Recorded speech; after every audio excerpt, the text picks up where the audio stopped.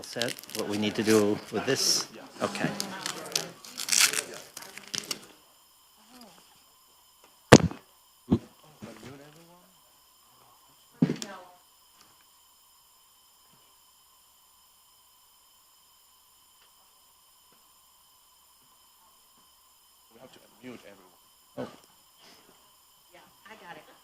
I got it.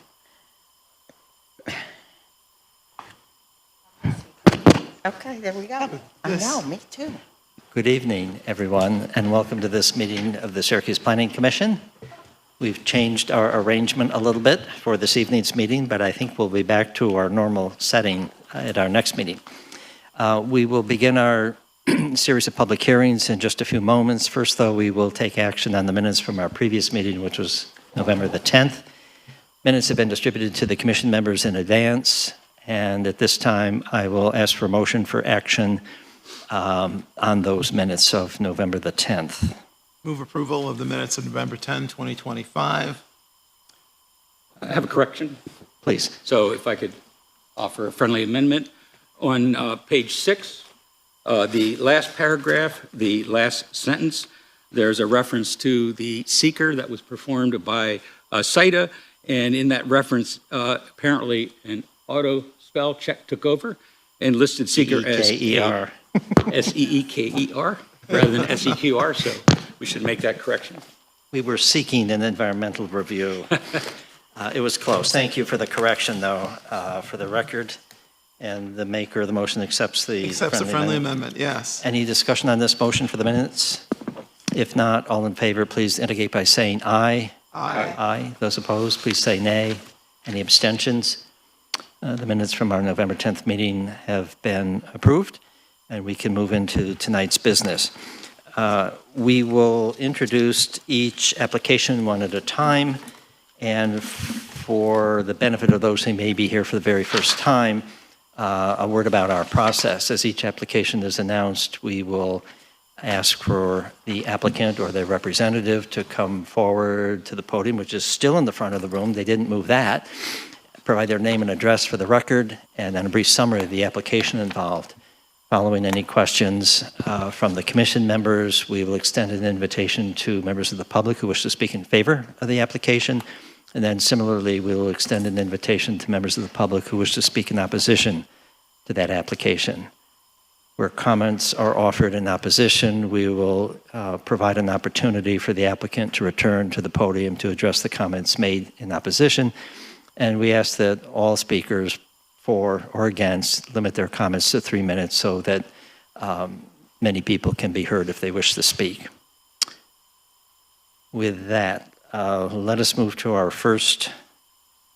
Oh, wait a second. Chairman, are there any items that are going to be Yes, postponed? thank you. I have a good memory, it's just short. There's one item that is posted on our agenda, but we will not be acting upon tonight, and that is AS 25-03, the project at 617 to 619 North Geddes Street and Edison Street. I believe that will be ready, or will be returning for our next meeting, which would be December the 22nd. So that specific project will not be acted upon tonight. We will not hear the application tonight. Rather, we will look forward to that on the 22nd of December. Oh, December 15th, I'm corrected, sorry. Notice will go out in either case.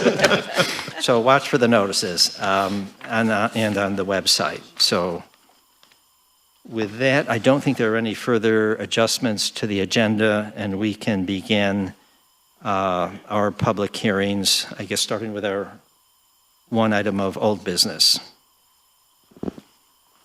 The old business on this agenda is the greenhouse manufacturing plant projects.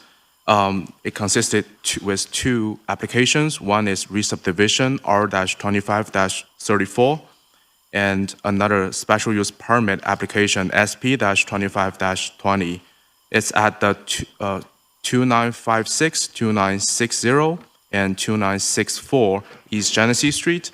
The owner is the Greater Syracuse Property Development Corporation, and the applicant is Ashok Bose Seed LLC. It's in the MX2 zone district.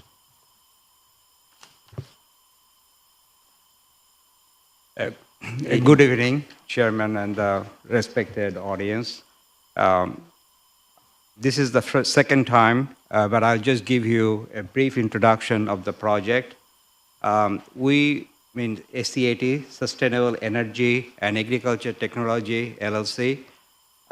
We would like to build a 3,600 square foot small manufacturing plant. It's a light manufacturing plant for smart greenhouse. And we have been working with the zoning department as well as other community member for a couple of years, and we have been presenting this proposal, right? So it's a 3,600 50 by 50, the dimension that you can see on the diagram on the left-hand side with the X mark. That is the main construction, the main building.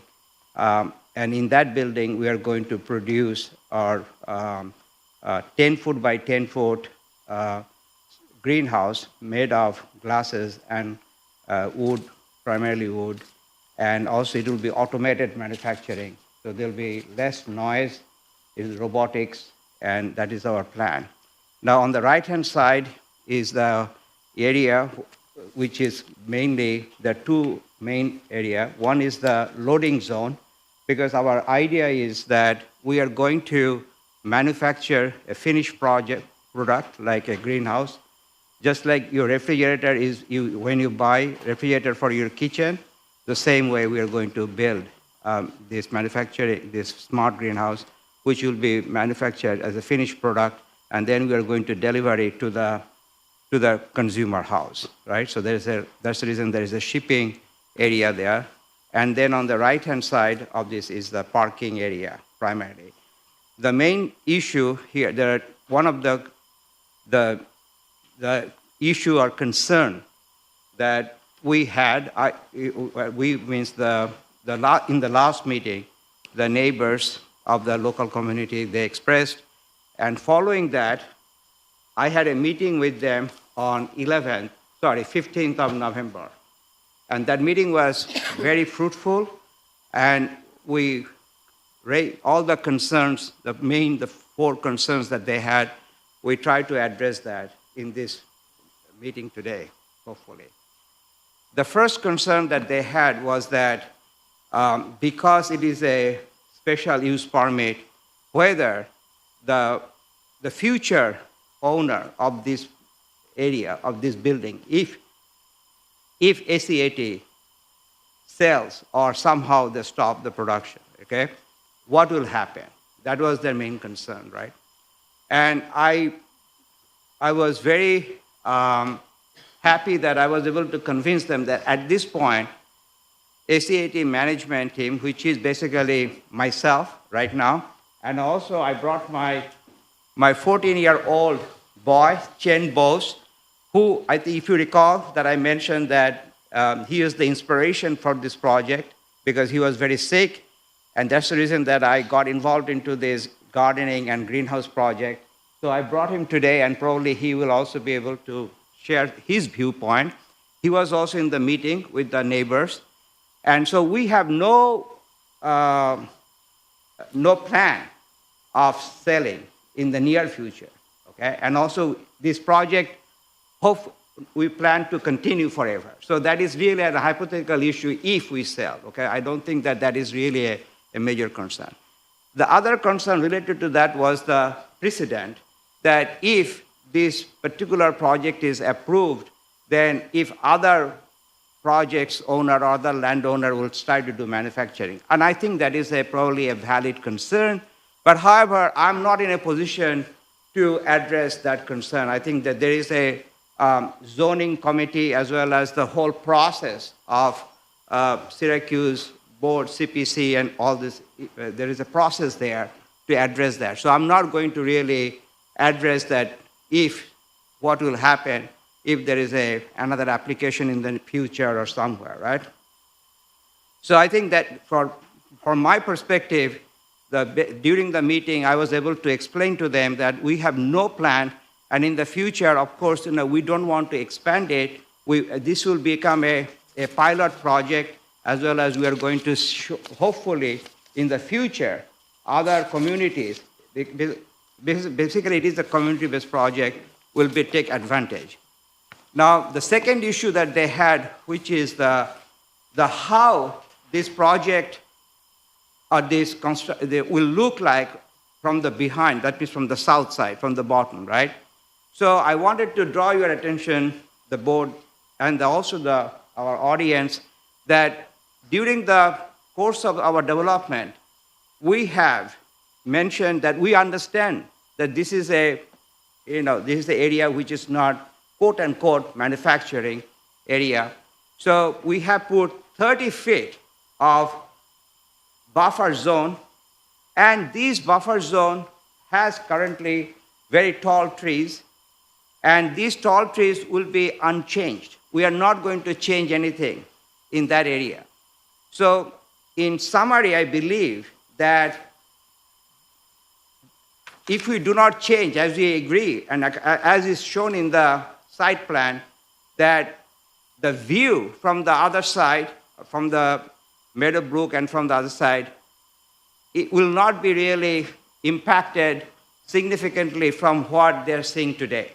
Okay, that is based on the analysis and the buffer zone. So that is the second concern they had. The third concern that the neighbors had, and we believe that based on our discussion that we have addressed that, is that because they were under the impression that it will be a or I should not say standard, because the definition of standard is could be confusing, but it'll be like a real manufacturing, like an auto manufacturing, where thousands of cars are being manufactured, right? But as you can see, you see the picture of the finished product at the bottom, which is the 10 foot by 10 foot, and with a glass. And again, we don't want to go into details of the design itself, but there is also a unit that we have called PCM-based thermal control system, TCM, that is called thermal control module, which really controls the temperature of this unit even in the winter, right? So one of the concerns of the neighbors was that they were thinking that we are going to probably put some kind of natural gas burner or something like that, and that is probably will cause some fire and everything. But there will be no carbon fuel at all inside, right? So that is the finished product. And also another thing is that impact of the traffic, right? So what we decided that at the present time, our objective is that we are going to do one unit at a time, one day. That is our target, right? That means we wanted to manufacture around 360 or 300 units. That is what we measure, right? So, and we wanted to deliver it. It's not that we are going to keep as a model or warehouse at all. That is not our perfect. So we like to get a just-in-time manufacturing model, as you know, because we want to keep the inventory zero almost. So it will come, will be produced, order will come, we'll produce it, and then we are going to ship it there. So in that way, the impact will be very minimal. And as far as the impact on the high school, on the students nearby, will be also big. As I said, that I talked to my own, my son, as well as I talked to the other people, is that we are not going to have this loading and unloading at the time when the kids are moving or walking. That's not our plan, right? And again, we can do that, as I mentioned already, that we are going to. Okay, so that is the third concern, and also we mentioned that maybe in the beginning, probably we may not have even daily. So maybe once a week we'll probably shipment, because in the beginning we may not have all the orders for every day or 5 days a week, right? So I think that is quite acceptable to the neighbors.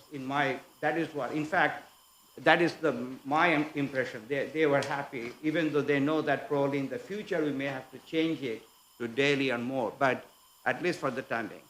And the fourth concern that they had was about the lighting. And in my view is that we have not completely done with that lighting a calculation yet because we got this issue. So we understand the concern of the lighting, and we're going to make sure that we have got enough sufficient lighting for the safety and the parking area, right? However, the height and the intensity of the lighting would be such that we are not going to use the lighting for advertisement or for local anything. So that way it will not impact anybody in the neighborhood. And lastly, one of the concerns that I had is that there is a retaining wall.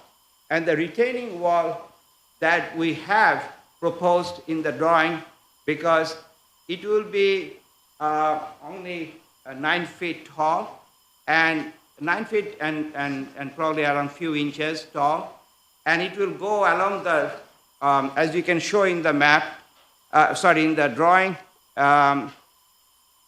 next to the, on the right-hand side and the bottom, exactly, yes. So here, it will be parallel to the East Genesis Street, and the other side will be on it's a L-shaped, and that will be along the building itself.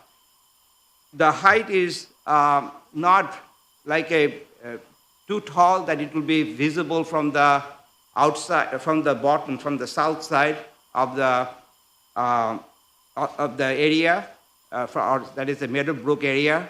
And also, I think there are two things, is that, of course, the retaining wall, it will serve the purpose of the stability of the soil and so forth, so that there is no, also it will make sure that the people here who are working there, they are safe. There is no too much traffic inflow from unnecessarily, okay? I'm going to, again, thank very much the board for giving me the opportunity. And also, one thing that I believe that the neighbors were very happy, because they, in fact, they mentioned that if or when they will come to my office there and have coffee. That was the last sentence that they mentioned. So based on that expression, I believe that probably I was able to remove some of their concern. Thank you. Thank you very much, sir, for the update. Are there any questions from the commission members on that status report since we last considered this, which was 2 meetings ago, I guess? Any questions or clarification? Yeah, could you please clarify for me the retaining wall? Because we had asked about this last time, and we weren't sure. So is the retaining wall actually running along the whole length of the property, or just the part to the right of the building?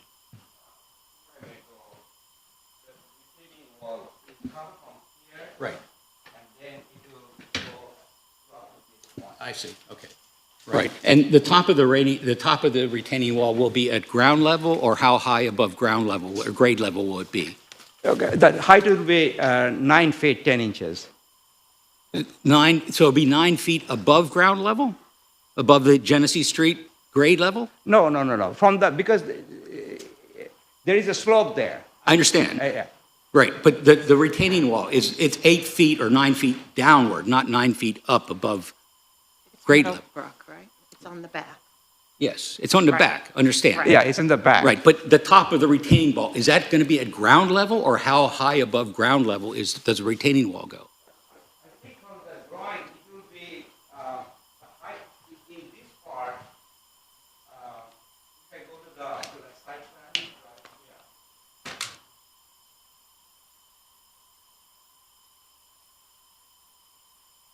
It says here a 8-foot high retaining wall, but I think it will be in some area because of there's a slope there. I understand, there's a slope there, there's a very steep slope there behind where the building is. The question, I'm just wondering, the retaining wall, it's going to be 9 foot. Is that 9 foot down, or is that going to be 9 foot above ground level? Or how far down does the retaining wall go? I do not know exactly, sir, I'm sorry that how down, but it seems, what I understand based on my conversation with the architect, that in this area, along this line, the height will be pitched, because this is going along this side, and the Right. slope is going. So Right. here it will be 8 feet approximately from the ground, and then on this side, it will vary there is a slope itself. So the height will change. Here in this side, the height will be very, very small. Right. Whereas here in this end, it will probably So it will be 8 feet above the ground level. Okay, so I guess the question I have is why is that so high above ground level? I mean, if the purpose of the retaining wall is to keep soils in place and to prevent, any kind of problems, et cetera, 8 foot above ground level seems like a very high retaining wall. So I'm just curious about what that. Yeah, I'm so sorry, sir. Maybe I can provide some clarification. Amber, could you scroll down to the elevation drawings? Yes. Could you zoom in? Could you go to the west elevation? So, as you can see on the plans right now, the west elevation shows this retaining wall is actually down to the ground. So it's yeah, sorry. just used to Half of it's retain the buried. soil. Yeah. So if you look, Okay. Right, see how much of it is underground? right, okay. Yeah. Thank you for that Yeah. clarification. And thank you so much. I'm sorry for the confusion, sir. Yeah. So just to follow up then, so the slope, which is a fairly steep slope down to the Meadowbrook Apartments, that begins at the retaining wall and goes Exactly. down from there, Yeah, which is approximately about 30 foot, so to speak? Well, 30 foot comes from the south side, south border. Right. Yeah. Okay.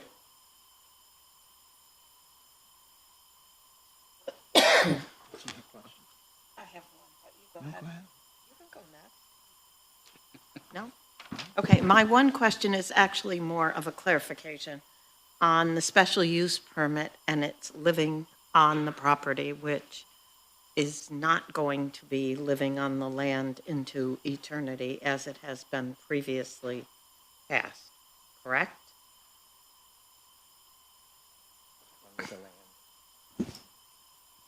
No, it will run with the land because the new special use permit regulations are not applicable to this project. The application was deemed complete prior to the amendments to the zoning code. So if this property is sold, the SUP will still run with the land because it occurred before the new amendment package was passed? Question for legal counsel. Yeah, I think I council. apologize, I misspoke. Yeah. The special use permits were modified to not run with the land in the first round of code amendments, and this one has changed the criteria. So it does not run with the land. It will be subject to renewal. Right. So we have, I believe it's 30, I forgot what we did. 36 months. 36-month renewal, which is an opportunity for all parties to review the status, et cetera, as well as the codes department to confirm that conditions are being met and all of the requirements that go with the special use permit are being met. Previously, they would live with the land, so as I think someone said, if you had sold it, if I had bought it, it would still have the permit on the property. That is not the case necessarily anymore. So if I understand, ma'am, is that the special use permit is not transferable in the sense, is that correct? The special use permit is not transferable. I believe that is correct. Correct. Yes, Yes, it's not transferable. If it was, it would run with the land. Yeah. right, It is not transferable. right. Yeah, and that is my, again, based on some experience that I had in state of Arizona, Right. that is exactly that. And that's the reason I started to explain to the neighbors is that they don't have to really concern because, first of all, we are not even thinking of selling or anything at this point. And then if unfortunately something happens, the special use permit is only given to SCAT and the current owner, right? Correct. And the future owner, they have to reapply and so forth. Correct. They would have to come back for Yeah. their use. Correct. And I just want to confirm, Monday through, the hours of operation currently proposed are Monday through Friday, 8 in the morning to 5:30 at night. Is that correct? That is correct, ma'am. Thank you. Walter? thank you for talking to the neighbors. I know they had concerns when they were here for the public comment. I just want to ask, if you get to capacity, so you get multiple orders, how many of the greenhouses are constructed each day? So our plan is that we wanted to do one at a time, one unit per day. Per day. Okay, and that is the reason that I'm telling about 300, because of course we're not working in the weekend, right? So that's the reason that around approximately annually 300. Now the question that again I'm trying to explain, is that we hope that the use of smart greenhouse technology will become more popular. And now we are not going to increase the production capacity here. And I explained to the neighbors that our goal is, or our model is, our whole thinking concept is that if everybody starts using, then we are going to have distributed production facility. That means every community, not every, but more and more community will have a production. And the reason being, because again, our whole idea is to reduce the carbon footprint, right? So if we have a very large centralized auto manufacturing factory in Michigan, and if we do that, then, and if our users are in Arizona, that means we are really defeating the purpose. And that's the reason that we would like to make the manufacturing plant wherever the demands are.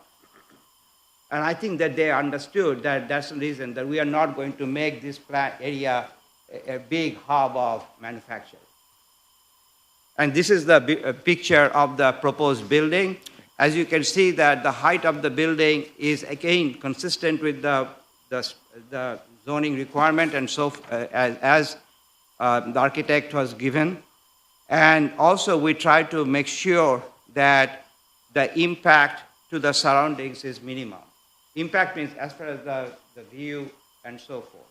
And it will be, and again, I was very delighted, I was very pleased to meet the neighbors. They're very concerned, and it was a very positive encounter. I don't know if anybody else is here from that meeting, but I was deeply honored to have them, to meet with them. And also my son was in the meeting, and it was very positive encounter, a positive experience. Thank you so much. Thank you. All set, thank you. Additional questions? Did you have another, Barry? Go ahead, Barry. No, I'm done. Just one question about the delivery of materials. The materials that are going to be delivered, are materials already sort of pre-cut, et cetera, or are you going to be doing work on the materials that are delivered within the building? Yeah. So I mean, one of the questions or concerns is just in terms of the delivery of materials, how often that's going to happen, et cetera, what's that going to involve? So could you just elaborate on that a little bit more? yeah. So as you can see, if you look at the picture that I presented in the production, if you go back, I think we just passed the pictures, I believe. Huh? Yeah, here. Yeah, if you expand this. Yeah. Oh, sorry, you were here. I did not know. Okay, so this is manufactured in Camillus on site, right? So, okay. And this is the reason that we did it on site, because of course we do not have a manufacturing plant yet at this time, but also we wanted to understand many things, logistics and so forth, right? And in summary, this project was successful because we did it on time, and it is functional and everything, right? The point that I was trying to address, I believe, is that in this case, the lumber came, of course, because we did not, order lot different, only for one unit. So on site, if you look at probably the lower corner, I think, anyway, in the top left, that the carpenter was actually sizing it, right, on the left side, right, on site, right? So, but if we do mass production, our intent is that we would probably work with the lumber company to size them, so that it will come in a not finished, but as a right sizing. So our whole idea, our whole goal would be to manufacture it and to assemble, I don't think it will be, you can call it assemble if you can call it, but it will be more than, and put together all the parts together so that we can create a finished product. Right. And you could clarify the hours of operation. 8 a.m. to 5. Right, thank you. 5:30, right.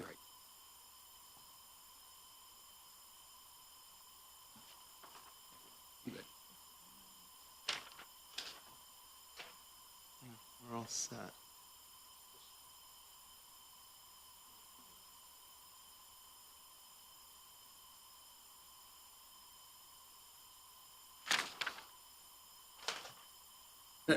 Just in terms of delivery of materials, one of the conditions that has been suggested is no delivery of materials between 7 a.m. and 10 a.m.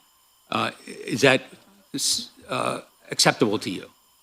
Is it acceptable? At this point, I would say we can always work on that. Okay. I mean, the reason why that has been suggested is I assume that corresponds with the time in which kids are going to be traveling to and from school.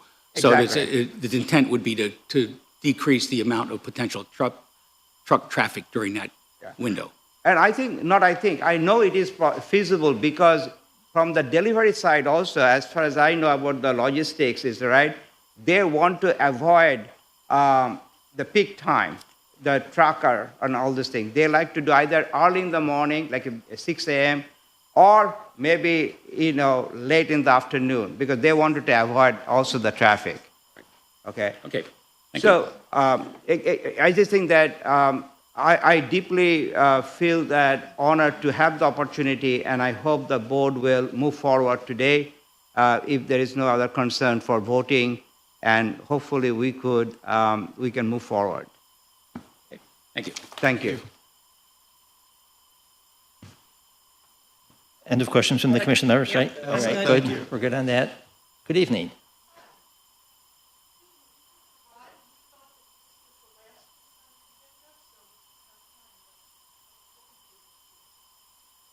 Well, we're just going to move to that portion of the meeting. So in a sense, your timing is good. So at this point, as I indicated at the outset in terms of our process, we would ask for those who wish to speak in favor of this application to come forward to the center of the room at the podium, provide your name and address for the record, and then brief comments up to 3 minutes if you want to speak in favor of the application. Is there anyone in that category? Sir, please go ahead.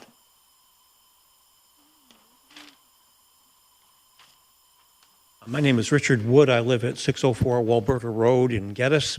I am not a neighbor of this project, but I would like to speak in favor of, I think the operations are relatively modest and can be tailored to be compatible with the neighborhood. I think that Mr. Bose has shown goodwill to try to accommodate that.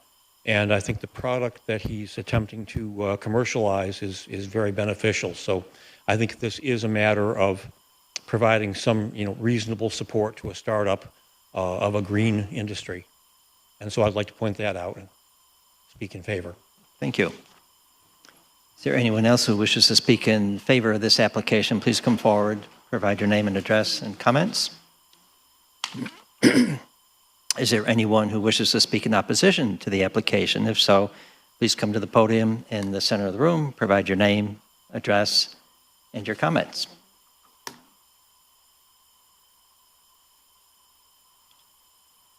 Good evening. I'm Donna Stoner, and I live at 206 Hurlburt Road, which is just up the hill from the property that we're talking about. And I totally agree that Mr. Bose has been very cordial.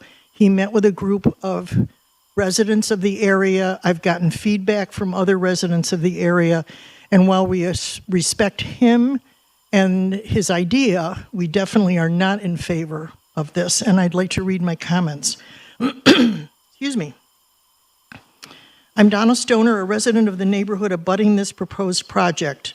I've lived in the neighborhood 30-something years, and I actually grew up around the corner, so I go back. I object to the proposals and appreciate the opportunity to explain. We, a group of neighbors, shared our concerns at the previous hearing and in correspondence, which I assume you've all received. Thank you. I want to add that I don't believe this application should have ever reached this stage, and here's why. History. This little strip of area initially was set up to be kind of support retail services for that neighborhood. There was a gas station, there was a meat market, those kinds of things, a hairdresser, those kinds of services that were meant to serve the people in that greater neighborhood and then the eastern suburbs. Several vacancies are currently existing, which is disturbing. And of course, over the years, pedestrian, auto, bus, and truck traffic has increased. In 2023, a new zoning map and guidelines were approved for the whole city after a great deal of research and public discussion.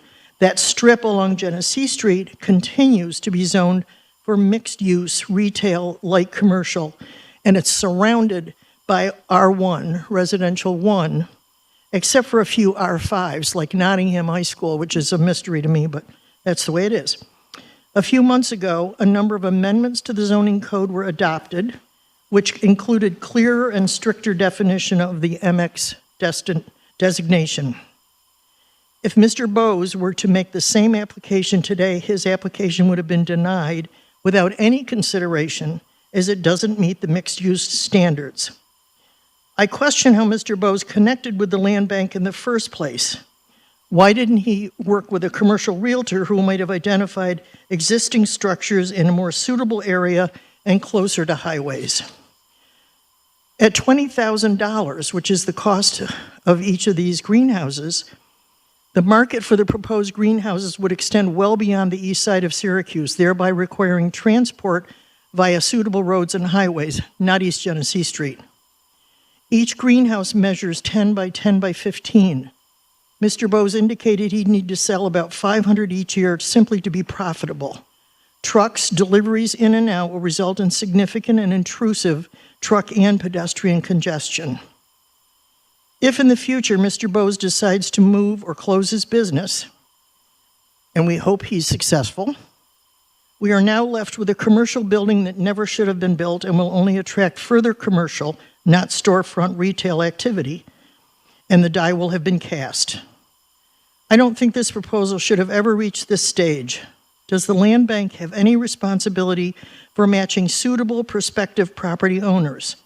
Might the city's business development staff have been recruited to help Mr. Bose find an appropriate and perhaps even existing building for sale?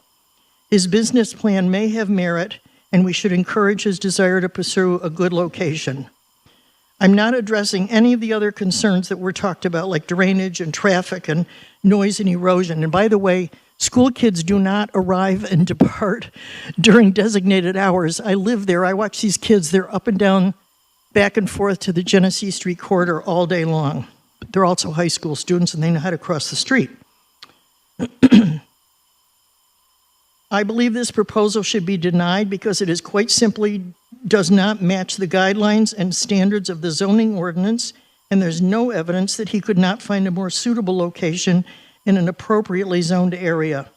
The city should want to encourage entrepreneurs like Mr. Bose by guiding him to a suitable location and with perhaps an existing building with room for growth and near major roads and highways. Thank you. Thank you. Are there other individuals who wish to speak in opposition to this application? If so, please come forward.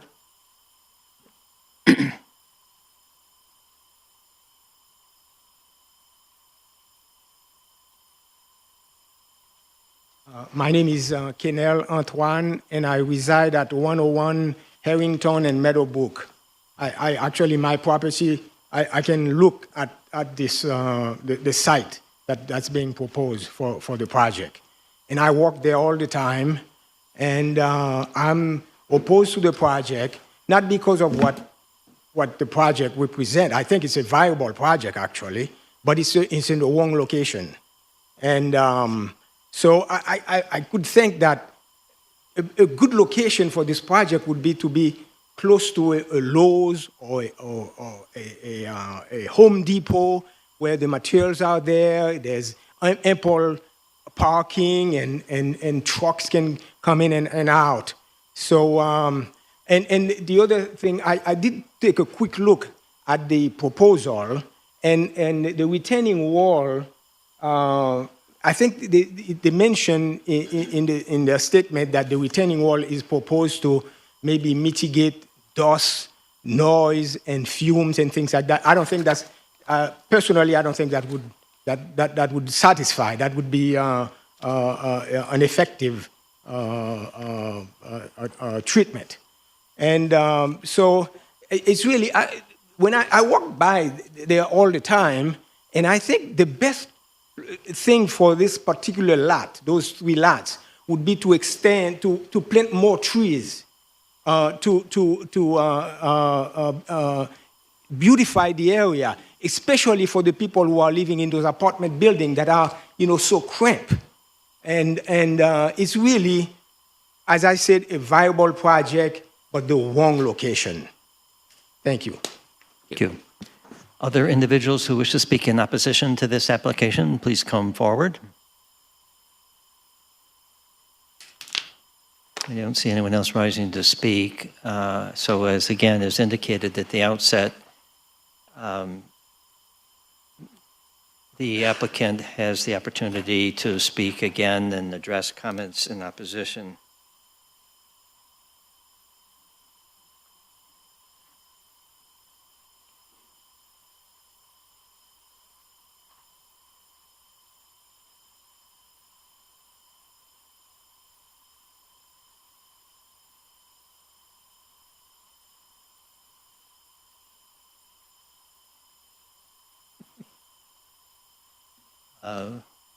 Where did our applicant? Sure, that was an invitation for you to return, and you have an opportunity to address comments made in opposition.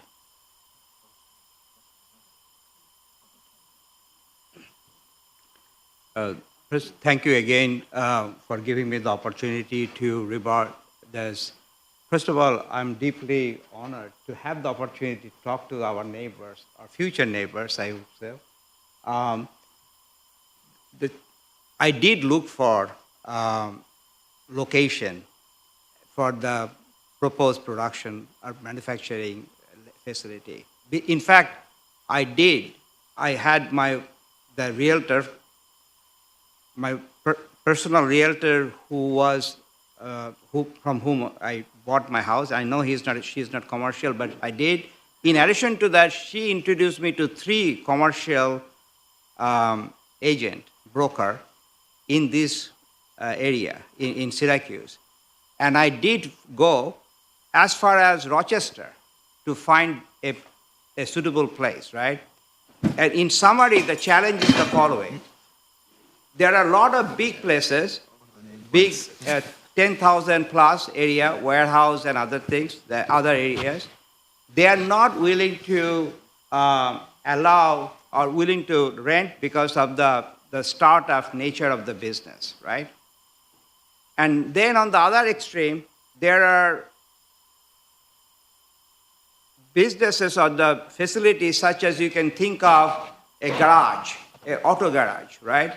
Now, we cannot use a garage that maintains or fixes the car for 2 reasons. First of all, many of them, even though they have a big area or lot area, but their location is more into the retail side. And retail ownership of this mall or nearby, just like Lowe's, somebody suggested that, right? That if you look at the malls or the area where Lowe's or Home Depot, they are extremely territorial, okay, to say the least. And they will never allow a small startup company, right? And if my company was a software company, then which I had done some software, even there's a lot of software involved in this company, in this project, then we could have really done from otherwise. We could, but because this particular project involves software as well as hardware. And one of the important things that I wanted to share with you, with the audience, because this is a community-based, right? Community-based in the sense that two things. One is that food, everybody eats food, right? There is nobody will. But the only thing is that what is the difference? The difference is that the food or the vegetables that we will grow will be fresh, and also it will have more nutrition because we can control and that is the reason that I like to mention that we have a greenhouse as a service model, right? That means we are not just going to give a greenhouse, but we are also going to take the responsibility of maintaining this greenhouse through a data acquisition model, a cloud system for greenhouse. Again, without going into details, that is so unique. That's the reason that Google has helped us to build, cooperate with us. So I wanted to share that. The second thing is that if we had this a facility, right, then of course we would not go into this 2 years or more than 2 years of time, right? And now, if we are not given the opportunity, that means the dream of not only my dream, it's not just the future generation, the young kids for whom I am really doing these things, that will be impacted. And I hope the board will consider that it's not just a project for adults, but it's also a project for young and next generation. Thank you. Thank you, Mr. Bose. Thank you. Thank you.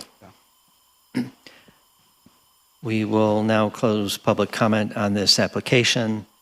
I will note, however, that we will not be acting on this application this evening. The commission members have a series of questions for legal counsel regarding the implications from the code, so we will not, on the new code, and we will not act upon this tonight, but we will act upon it at a subsequent meeting, most likely the one following this one in December. Thank you all to those who spoke or presented. Our next application, please. The next items on the agenda and the first item of the new business is a re-subdivision application, R-25-57. It's a re-subdivision to combine 306, 308-24, 326, 332, and 340 Wolf Street. The owner is SVN Realty LLC. It's in the MX3 zone district. And before this gentleman begins his presentation, a note on the previous one. When it does appear on the next agenda for the Planning Commission, there will be public notice to that as well. So, Likely be the next agenda, but. yeah, so be on the lookout or just contact the planning office. Sir, please.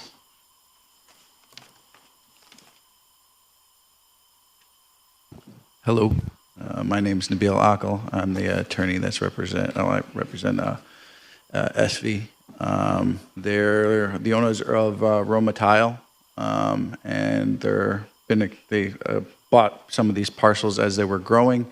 Property is currently broken up into a number of parcels that's shown in the survey there, all the way down A, B, C, D, and E. They're looking to just combine those so that the building and the structure and parking lots and storage are all on one lot, and then the separate lot, which is not associated with the business itself, is separated into its own lot. Mostly just for, I guess, in the future, if they intend to sell the business or to pass it on, it's easier for them to do so without having to pass on all the lots instead of it just being one conjoined property.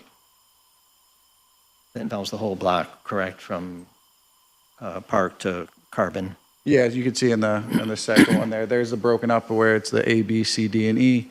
Their intention is to where C is, cut C in half and then connect A, B, the half of C and D, which is shown in the top parcel there. So the new lot would, I can point it out over there, but everything kind of on Wolf Street to Carbon, and then you can see what the new lot B is just over there. So everything in the top being one lot, and then the the lot separately below being its own individual lot, which isn't associated with any portion of the business itself.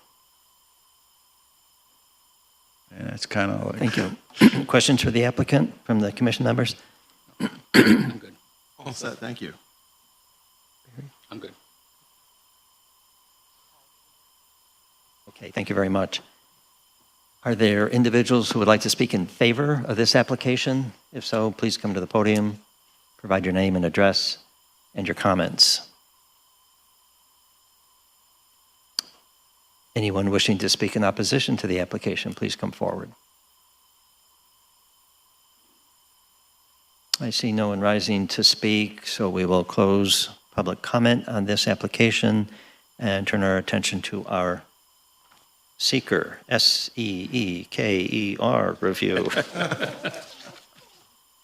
Has everyone had a chance to review the EAF Part 1 contained in your packet? Yes. Has everyone reviewed the EAF Part 2 also contained in your packet? Yes. Does anyone believe the proposed action will have a moderate to large impact under SECRA? No. Having determined that the proposed action will not have any moderate to large impacts under SECRA, I recommend the commission make a negative declaration and prepare the EAF Part 3 accordingly. Thank you. Is there such a motion? I make a motion to issue a negative seeker declaration. Second? Second. Discussion on the seeker motion? There's no discussion. All in favor of the motion, please indicate by saying aye. Aye. Those opposed, please say nay. Any abstentions? Seeker motion carries. And is there now a motion for action on the re-subdivision, R2527, 57, excuse me, R2557? Make a motion to approve R-25-57 as presented with one special condition. That special condition being that the applicant shall successfully file the re-subdivision map of R-25-57 in the Onondaga County Clerk's Office within 62 days of approval of the re-subdivision. Thank you. Second? Second. Discussion on this motion for the re-subdivision. If there's no discussion, all in favor of the motion, please indicate by saying aye. Aye. Those opposed, please say nay. Any abstentions? R2557 is approved. We move to another re-subdivision. Next items on the agenda is a re-subdivision application R-25-58 at 212 and 214 Bradford Parkway. The owner and applicant is Sharon Galvin. It's in the R1 zone district.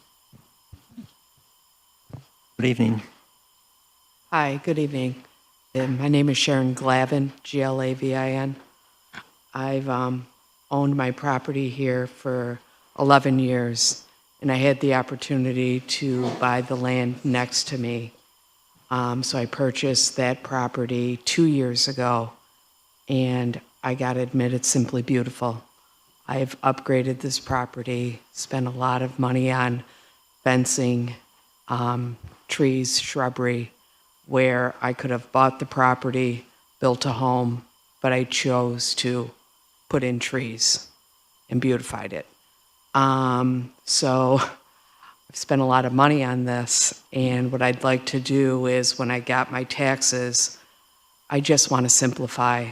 I'm trying to just combine the two properties to one tax bill, one for county, one for city. It's just kind of silly. I have lighting on my city taxes, one lamppost, and I'm getting hit for it twice. So it's kind of interesting to see how one little lamppost is hitting me twice, but I'm enjoying the lighting, but I'm really just trying to hopefully get these combined and maybe save a little bit on my taxes. That's it. I'm not going anywhere, just trying to make it easier for the people after me. And it'll continue to function as yard space for you. Pardon me? And it will continue to function as yard space for you. Okay. Yeah, Okay. thank you. Thank you. Questions for the applicant about this re-subdivision? No questions, thank you. No questions. Okay, thank you. Thank you. Are there individuals who would like to speak in favor of this application? If so, please come to the podium, provide your name, address, and comments?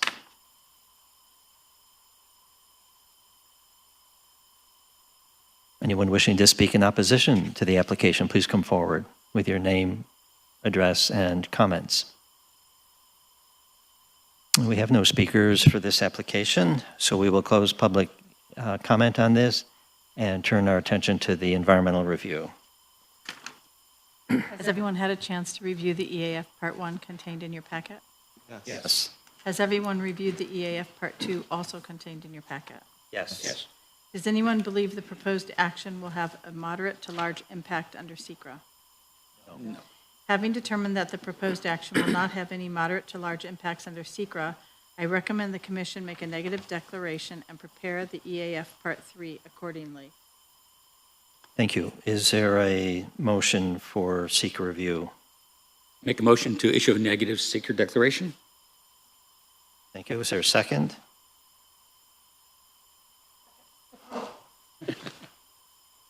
Just on the seeker motion before us now. If there's no discussion, all in favor of the motion, please indicate by saying aye. Aye. Those opposed, please say nay. Any abstentions? Seeker motion carries, and we can now turn our attention to the re-subdivision itself, R25-58. There's a motion for action on this. Sure. Make a motion to approve re-subdivision R-25-58 as presented with one special condition, that being that the applicant shall file the completed re-subdivision map with the Onondaga County Clerk's Office within 62 days of approval. Thank you. A second?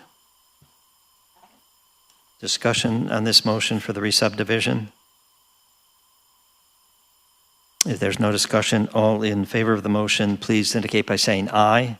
Aye. Aye. Those opposed, please say nay. Any abstentions? The re-subdivision for R2558 is approved. And we move to our next application. The next application on the agenda showed as AS-25-03 has been postponed to the future Planning Commission meetings. So the next agenda items on the agenda is the Z-2915, the project plan review application at 301 Prospect Avenue. The owner is the St. Joseph Hospital Health Center. The applicant is Kevin Gilligan, and it's in the PID zone district.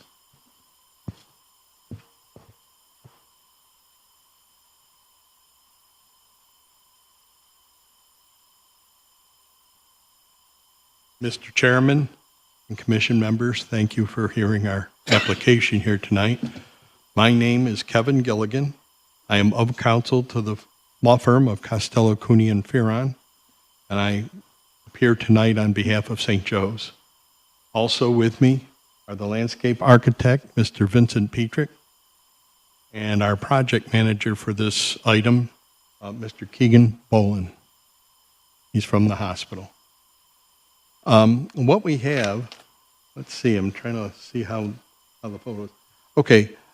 Okay, that's our landscape. We don't need that yet. I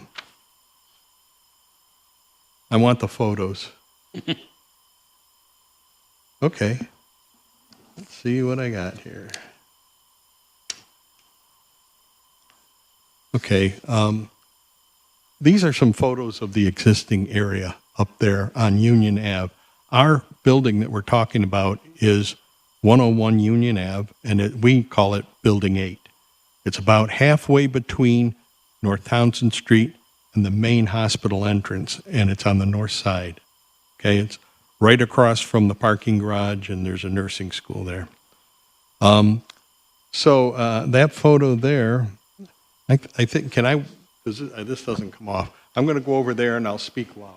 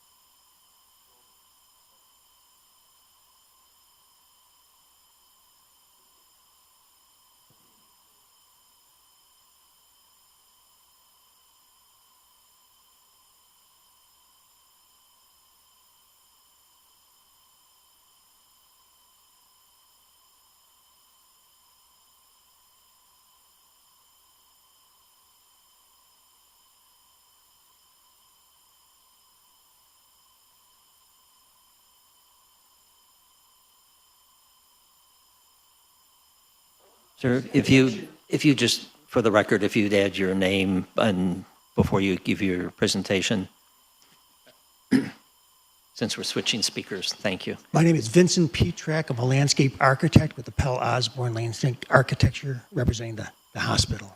Perfect, thank So you. as Kevin mentioned, the existing building is being renovated, and we are building an addition approximately 27 feet out towards the street, and it's about 95 feet wide. So it's about a 2,200 square foot addition per floor. So there's 2 floors that are being constructed. The ground floor will have a door, but as Kevin mentioned, it is not an entrance. It's going to be serving more as a point of egress for the building. And if we scroll right there.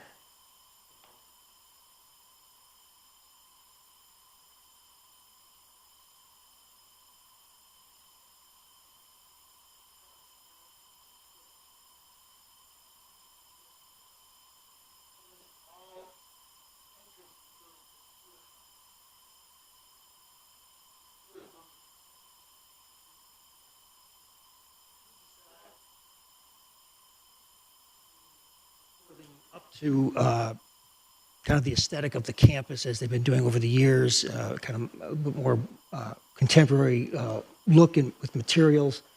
The ground floor, we don't really have a ground floor. We have it's going to be an enclosure, and again, I'll point to that.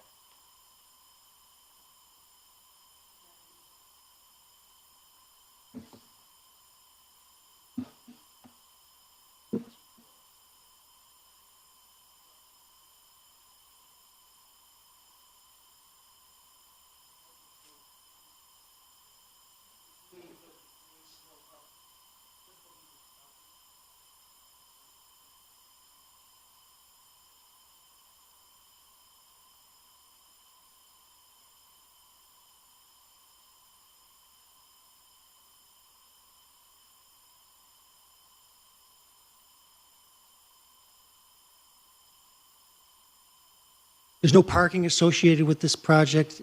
Parking for either patients or staff will use the parking garage.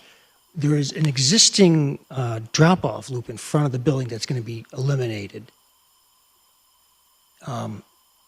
It's not necessary, so we eliminate that. We'll have new sidewalks and curbs running up Union Street on the north side to replace that.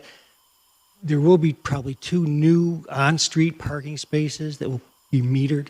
So that's the only real parking associated with the project. The area will be landscaped, and we had a landscape plan that kind of showed plant materials. We're going to preserve as much as possible the existing landscaping around the museum property, but some will be disturbed just the nature of construction. It's a very congested site and small. And there is one light pole that will street light pole that will have to be relocated because it'll be in the middle of the sidewalk. We wanted to relocate that so it's not in the middle of the walk so we can easily clear the sidewalks for snow removal. And then lastly, there were a few questions that came out of the zoning administration, questions and concerns that they had. And one was they wanted us to prepare an erosion control plan for construction, and we plan on doing that prior to permitting. The project area does not require a speedies permit. We're under that threshold, so we don't need a speedies permit with the city. They also asked us to prepare a work zone traffic control plan, which we'll do prior to permitting. Again, a very congested site. We'll have a plan that will dictate how we want to move traffic, including pedestrians around the site, the construction zone, where to cross, and move around our work area. So we will prepare that. And then lastly, there was a question about are we providing any bike parking for the project? And we have not. There is bike parking, bike racks in the area, but not associated with this building in particular. Again, it's unlikely that patients would bike to this facility. Quite possibly, staff may, but everybody has to go through the main entrance of the hospital to go through security. So the parking wouldn't make sense near the entrance or on this. So there is parking behind the building, bike parking, bike racks, which would be more appropriate. So we didn't address that particular question, but that's how I think we would answer it at this time. Thank Is there you. any other questions? Or any immediate questions? I think Mr. Gilligan's going to speak again. We could hold questions to the very end, or if questions for this component of the project. Yeah, so just want to clarify, so you're adding about 4,500 square foot of floor space, but you're not adding any new rooms, it's just for efficiency of operations and security reasons that you're making renovations, and some of the aesthetic concerns you Yes, mentioned? the corridors and how the internal building would operate around kind of a race, it's called a racetrack kind of configuration, where you have rooms on the outside, the corridor in the middle, and then the kind of support areas in the middle of the donut, so to speak. The addition allows us to do that. Thank you.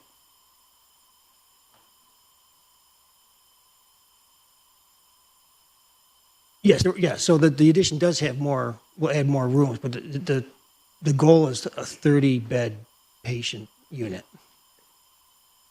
So my question follows up on that.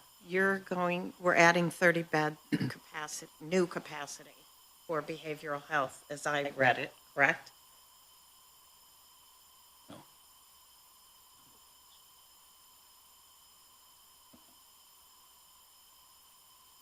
Hello, Keegan Bolin, representing St. Joe's Hospital as project manager. We're not increasing our bed capacity. We're relocating a unit that's already within our facility over to this building. Okay, so you're moving CPAP to, Yeah, it's actually not CPAP, it's our inpatient behavioral health unit, which is a different unit than our CPAP unit. okay. Great, thank you, that answers course. that. Thank you. Any other questions? Thank you.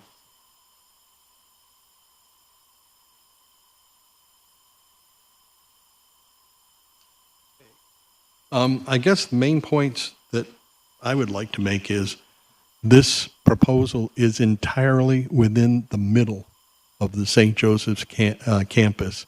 It doesn't affect anyone but our own buildings. We've tried to do it in a way that, the proposal or the comments that were made by the planning or the highway department, they actually said that we needed to do the planning in connection with the permitting process. That's exactly what we plan to do. Is when we're drawing our building permits, we're going to have to lay out just like anybody who's building along a road, we're going to have to lay out what kind of safety precautions we're taking, and I'm sure that the highway crew will run us through our paces on that, make sure it's safe for both pedestrians and vehicles. We're in a PID district, so this is, I think, precisely what it's designed to do. Thank you very much. Thank you. Any additional questions from the commission members? We're good? Okay. Is there anyone who would like to speak in favor of this application? If so, please come to the podium, provide your name, address, and your comments. Anyone wishing to speak in opposition to the application, please come forward, provide your name, address, and offer your comments. We don't seem to have speakers in either categories. We'll close the public comment for this application, turn our attention to our environmental review. Has everyone had an opportunity to review the EAF Part 1 contained in your packet? Yes. Has everyone had an opportunity to review the EAF Part 2 also contained in your packet? Yes. Does anyone believe the proposed action will have any moderate to large impacts under SECRA? No. Having determined that the proposed action will not have any moderate to large impacts under SECRA, I recommend the commission make a negative declaration and prepare the EAF Part 3 accordingly. Make a motion to issue a negative secret declaration. Oh, Thank excuse you. me. Is there a second? Second. Discussion on the seeker motion? If there's no discussion, all in favor, please indicate by saying aye. Aye. Aye.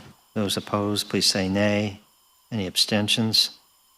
Seeker motion carries. And we may now turn our attention to the project plan review itself. That is Z 2915, as just outlined by the three previous speakers. Is there a motion for action on this? Make a motion to approve project plan review Z-2915 with 4 special conditions beyond the general conditions. Those 4 special conditions being, number 1, all necessary approvals shall be obtained before commencing construction work on the site and in a public right-of-way. 2, the applicant shall address all concerns from city reviewing departments before obtaining the building permit. 3, the applicant must contact plumbing control to ensure appropriate permits are obtained. And 4, the applicant shall coordinate with the Onondaga County Department of Water and Environmental Protection on capacity assurance due to a possible increase in use. In addition, unless it can be demonstrated that anticipated sanitary flows will not exceed previous flows in excess of 1 sewer unit per 1-on-1 ratio, the applicant must develop a 1 gallon to 1 gallon sanitary flow offset plan project to coordinate with the Syracuse Engineering Department. Thank you. Is there a second? Second. Discussion on this motion? If there's no further discussion, all in favor of the motion, please indicate by saying aye. Aye. Those opposed, please say nay. Any abstentions? Z 2915 is approved. Thank you very much. Our next application. The next item on the agenda is major site plan review, MOSPR-25-28 at 200 East Genesee Street and Warren Street. The owner is City of Syracuse. The applicant is Hanover Real Estate Development. It's in the MX5 zone district.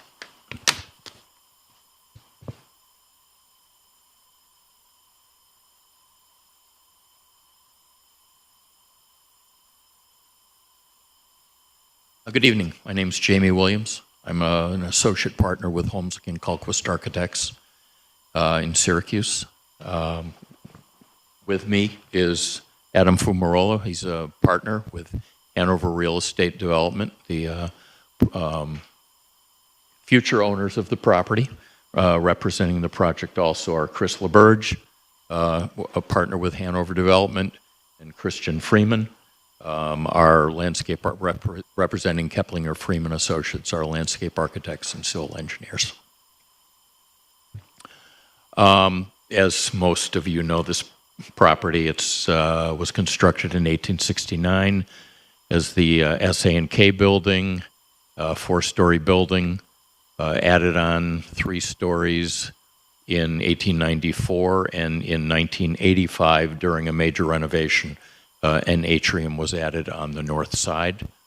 It's approximately 45,000 square feet, and the city currently owns the property. It's been office occupancy throughout its history until a few years ago when the city left it and moved over to One Park Place. It's now vacant, and and Hanover would propose to renovate it as a mixed-use occupancy consistent with the MX5 zoning regulations. In this particular case, it would be ground floor commercial. The floor plan that you're looking at now is the ground floor. These plans are conceptual in nature. We're still pretty early in the project, but this represents an anchor tenant, possibly of a restaurant use, and currently showing 3 other secondary tenant spaces. Moving up to the other floors.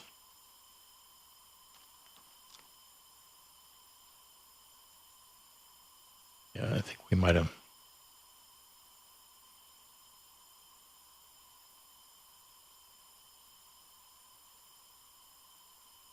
Yeah. Yes. So floors 2 through 7 are similar in nature in that we are maintaining the historic original stair and the bulk of the historic corridor and elevator core, just converting what are currently office spaces into residential. While it's still somewhat soft, these drawings show 39 two-bedroom and one-bedroom units, and they will be a mix of market rate and affordable units. The difference between floors 2 through 4 and 5 through 7, which was the addition, is that 5 through 7 have bays added.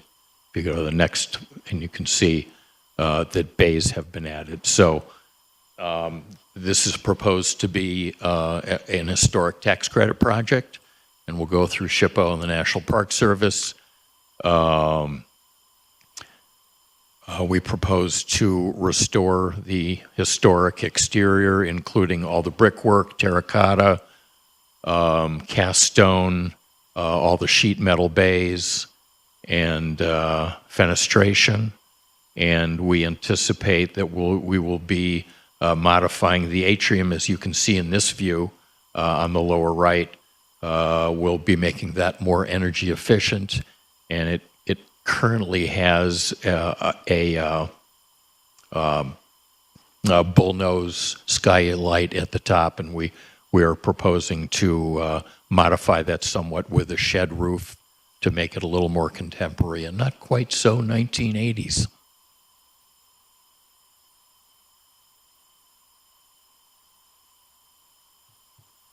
Anything you'd like to add? We appreciate the time. We're happy to take questions. See if there are any questions from the commission members for the applicant regarding this project?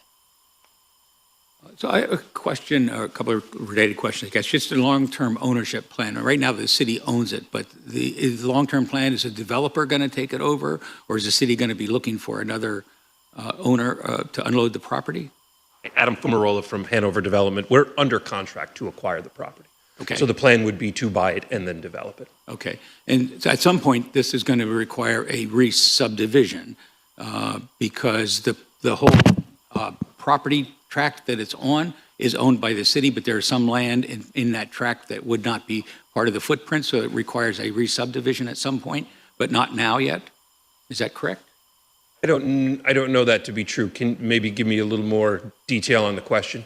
Yes, so I can make some clarification here. So as you see the atrium in the image right now, so based on the property survey, this atrium is encroached into the nearby abandoned East Genesee Street.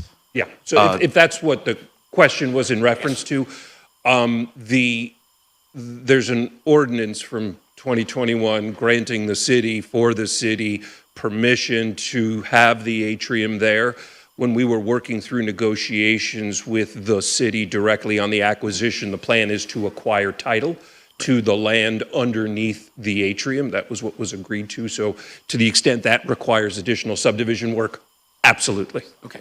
Okay, great. And is the atrium still going to be available for rental as an event space, or is that? You know, it's a great question. Our plans right now are to treat the atrium as commercial space with a real emphasis on, and you know, Jamie alluded to this, our goal is to make this building mixed income and create that kind of vertical community. And our goal is to also create a horizontal community. And to do that, our goal is to, for that first floor, to be inviting to as many users as possible, specifically that atrium space and how forward presenting it is and how it connects out to the courtyard. So I don't have a solid answer to your question. Our hope is the answer is yes, either art space or convening space or some way to use that space that is inviting and open, as accessible as it can be. Good, because I'd hate to lose that as a public event space in that area downtown. Noted. Thank you. And if I could just add one other note, that once the proposed acquisition takes place, of the historic building and the atrium, the footprint of Hanover's property would essentially be zero lot line on all sides. So there's no adjacent open space associated with this property. Right, thank you. All set, thank you. Okay. I was going to make a comment to Mr. Williams that some of us like designs from the 80s, but that's just a comment. You can do that. Okay, well. Okay, thank you very much.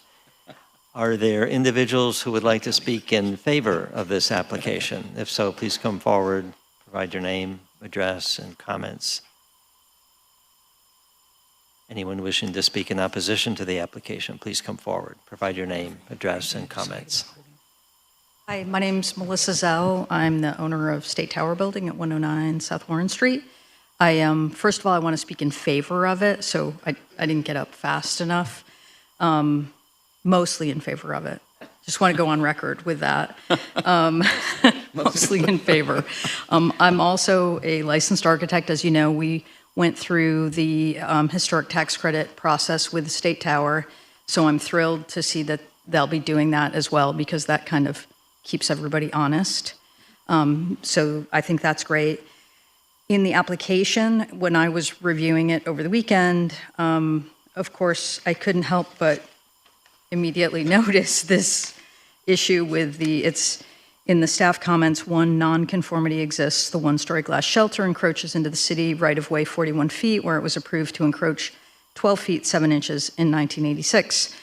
I know Adam referenced some ordinance, but I really would like to understand that, because that is a huge encroachment, and I understand that it's zero lot line, but I do kind of think as a shared space and as a city space, it's one thing. And also in terms of historic preservation, 1985 fans notwithstanding, it's not my favorite part of the project architecturally. And so I just want to make sure that this is dealt with appropriately. So I understand that right now that whole portion is fully in the right-of-way. It's not part of the city's plot. I understand that the city is maybe making a deal, but I'd really like to understand, is that just going to go away, the fact that it was approved for 12 feet 7 inches and somehow it got built at 41, and everyone's going to be okay with that in the end? So that's really a question. I know you can't answer that tonight. But that's really the crux to my comment. I'm thrilled that it's getting redeveloped. I'm thrilled that it's going to be apartments. Doesn't bother me at all. Don't see it as a competitor. I really see the more vibrancy downtown, the better for all of us. So I'm definitely in favor of it. But I am, I just think fair is fair. I want to make sure that this is appropriately dealt with, whatever this kind of strange issue is with the right-of-way and with the encroachment. Thank you. Thank you.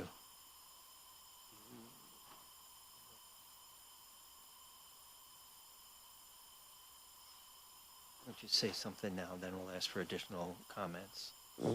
So in response to your question regarding the right-of-ways, so based on our staff research, the glass shelter, the atrium, do encroach into the city right-of-way, and we later figured out that this portion of the East Genesee Street was abandoned, but never get assigned a tax parcel ID number by the assessment. So right now, the Department of Assessment is trying to get this into our system, and then later we can kickstart the re-subdivision application, the process to combine the two, to combine the atrium into and the building into the same lot, so that will. So are you saying that the information in the application was incorrect, that it was always approved as 40 feet? Because the way I understand it, it was approved to be an encroachment of 12 feet plus, 7 inches, whatever. So are you saying that that's not correct? That it was always approved as a 40-foot encroachment into the right-of-way? I mean, that's, okay. Hi, Noah Garcia, staff planner here at the City of Syracuse. So the 12.5-foot encroachment into the right-of-way was the original approval, the original application. A separate application was made later in 1986, I want to say, in February, to expand that. So there were two abandonments that occurred. The first one was the 12.5, 12.5 feet. And then the second one was for the full area. However, this abandonment of the right-of-way, the lot was never officially sold to anyone. It was basically abandoned, and then the application kind of sat, and nothing happened to it. So that's kind of where we're at right now. So assessment has been working to rectify this and complete the sale of it. I mean, if all that's true, I'm fine with it. I definitely think it needs to be 0 lot line, though. I don't think that the restaurant should have the ability to then further encroach into what is today a public space. Thank you. Are there other individuals who wish to speak in opposition to the application or something close to that? Please come forward, provide your name, address, and comments. I don't think we have any additional speakers on this application, so we will close public comment on this and turn our attention to our seeker review.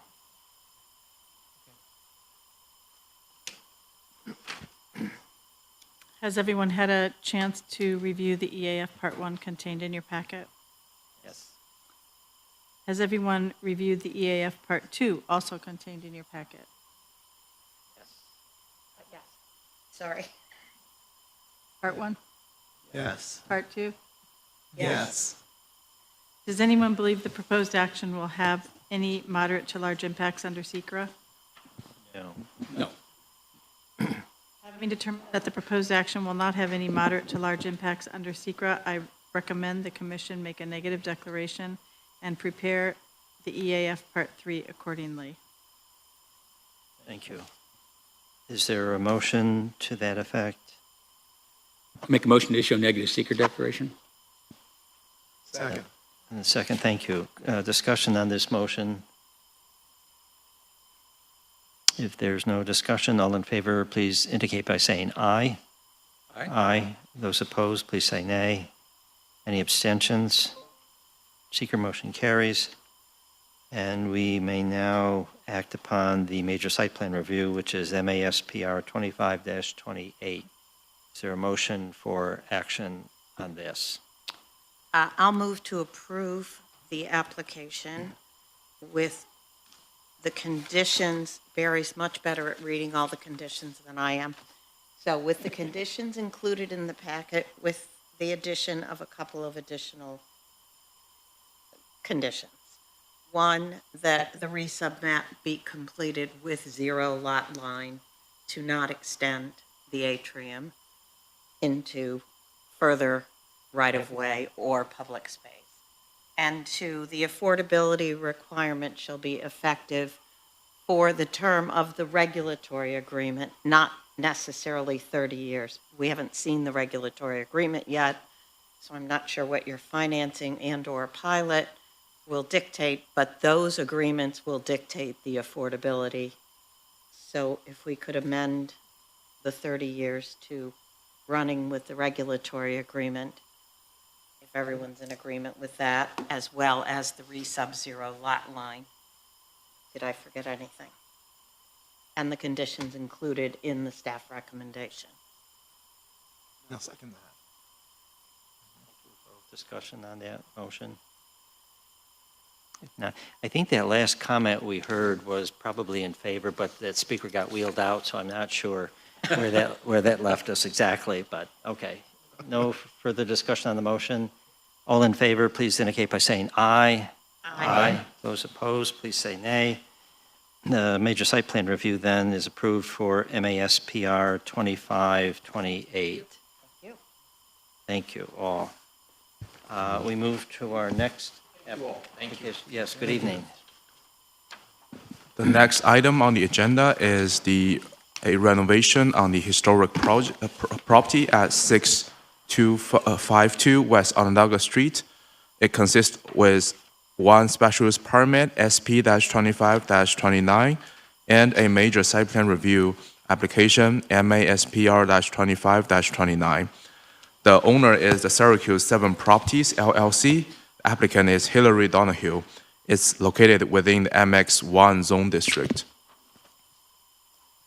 Hi, my name is Hillary Donahue with CityLink Architecture, 408 Otisco Street, Syracuse, New York. I'm here on behalf of Robin Barrett, the property owner at 652 West Onondaga Street. 652 West Onondaga Street is a historic mansion that was designed by Charles Colton, who was a famous architect in Syracuse history, also designed the building we're sitting in now. This building was built in 1893 for Wilbert Smith, who was one of the Smith typewriter brothers. Over the course of history, this building has been a single-family home. It's been a funeral home, a nursing home, and a rehab center for Consolidated Industries. So what we're looking at here is a drawing done. The funeral home was the 40s to the 70s, somewhere about there. And this drawing was done for the funeral home when they left the property. Let's see. So we're here tonight to convert this property from a single-family home to a mixed-use building with 2 residential apartments in the back, former servants' quarters, and a private club in the front grand portion of the mansion. The intention behind the private club is to operate similar to the Barnes Mansion on James Street. The idea would be mostly performing arts events, such as plays that could move throughout the mansion with the audience following behind. The idea would be small audiences.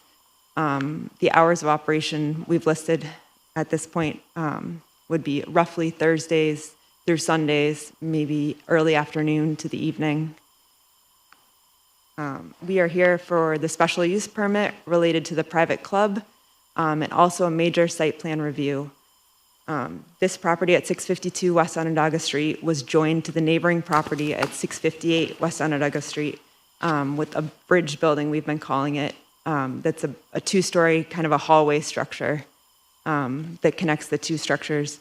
And as part of this application, we are proposing to demolish the structure that crosses property lines, and a new accessible entrance will be run to the back side door of 652 West Onondaga Street. So if we just scroll through some of the pictures, front of the mansion, you can kind of see that bridge building, the red portion in the back there. So the idea is once the bridge building is demolished, the driveway can run to the back parking area behind the mansion. We can just scroll through these. Yeah, so this is from the backyard looking at the back of the structure and the bridge building tying to the red brick 658 West Onondaga Street.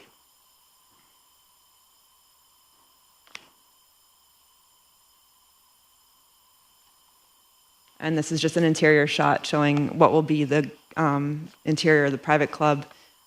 It's a very well-kept mansion. It's very grand, and the owners have treated it very nicely. The last owner put a lot of work into it when he moved in. And we just want to be able to share this with the public in a way that doesn't infringe upon the somewhat residential neighborhood.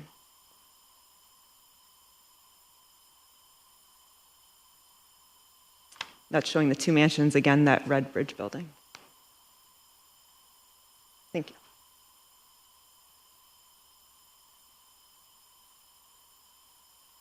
I guess you can go to the site plan if you want to stop on that.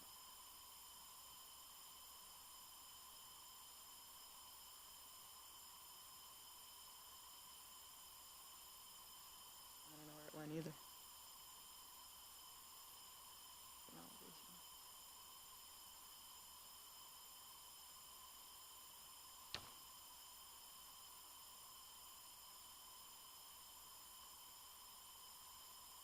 I guess if there's any questions in the meantime. I thought you were looking to show us something else. I mean, Okay. it's just showing the back entrance. So. End of presentation. Thank you.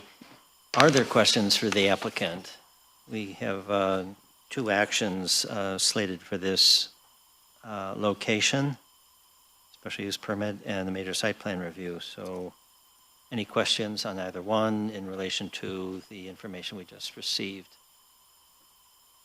A couple of questions. Who owns the property at 658, and how does that work in terms of the demolition process for the bridge? So Robin Barrett, who's here in the audience, owns both properties. Excuse me? Robin Barrett, the same owner, Syracuse 7 Properties, owns Okay, both both mansions. properties, They've okay. been sold together the past couple sales. Okay, good, great, understand. Thank you, good. So could you explain a little bit more about how the private club process is going to work? How many members? What's the cap? How does it happen? You know, et cetera. And, you know, leading into the description of the performance pieces that are going to occur on Thursday through Sunday afternoon and evening, maximum 25 per event, possibly 3 a day, but not necessarily. Could you talk a little bit more about that whole process? So I think the intention is to have the access to the private club, to have it be fairly accessible. It's not going to be like an, let's see, let me start again.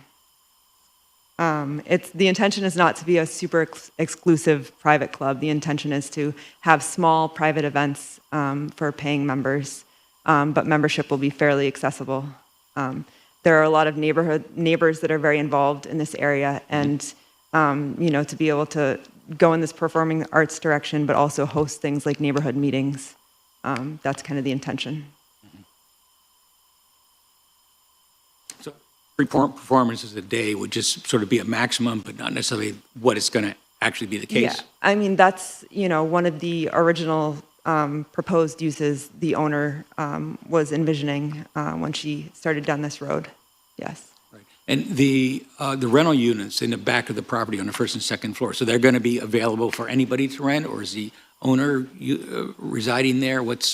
Yeah, the idea is they would be open. It's the former servants' quarters. It was kind of set up as apartments at this point already. I think when the home was last used as a single-family home, there was somebody renting in one of the back units for a long time. But, you know, it's always been kind of a family-friend situation. But I don't think the intention is to have the owner live on site at this point. Okay, thank you. I have a question, kind of playing off of Barry's question about how the performances would operate. Would you look to an outside entity to organize, promote, and execute those performances, or is it being done by the owner's associates, or whatever? I believe the owner is going to be fairly involved.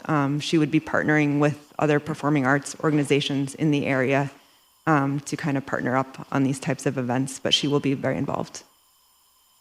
It's a very creative idea for a historic home like this. Very creative. Further questions? Hillary, I have a question about the parking. So the application says 11 spaces in the back. It's a single access driveway, right? So I couldn't get back, I didn't drive back there. You're obviously not going to park 11 cars front to back, front to back, front to back. I assume there's space behind that will allow me to turn around and Yeah, if we leave? get back to the site plan, that's kind of the setup. But at this point, the two mansions there's paving in the back that bridges one lot to another. So right now, the access is through a driveway to the left of 658 West Onondaga.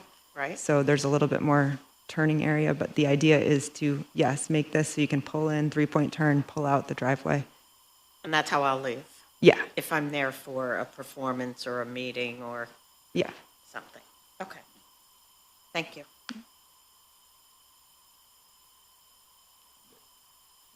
Thank you. Are there individuals who would like to speak in favor of this application? If so, please come to the podium. Good evening. My name is Ed Griffin Nolan. I'm the owner of 500 West Onondaga Street. And I was at a meeting that Robin and Hillary held at the site where this is going to be. And there are about 30 neighbors there, and everyone was really, really enthusiastic about this. We've had a great revival, slowly working its way down West Onondaga Street. You know, the spa, the coffee shop, the Pathfinder Bank, as well as a number of affordable housing units that Housing Visions and Jubilee and others have put in. So it's really been a neighborhood that has tried to keep its character, but to enhance what's available to people in the neighborhood. And this really fits in well with that. So we're really, really excited and pleased that Robin has taken the initiative, because we were concerned, frankly, Sam Sage, who's been a great asset. And when you go swimming in Onondaga Lake someday, you can thank Sam, because he sued the county to clean it up. But what's going to happen when Sam moves on, and he's kind of semi-retired. So this just seems like a great segue into the next piece of the history of both of those beautiful mansions. We're looking forward to attending some shows there. Thanks. Thank you. Anyone else wishing to speak in favor of this application, please come forward.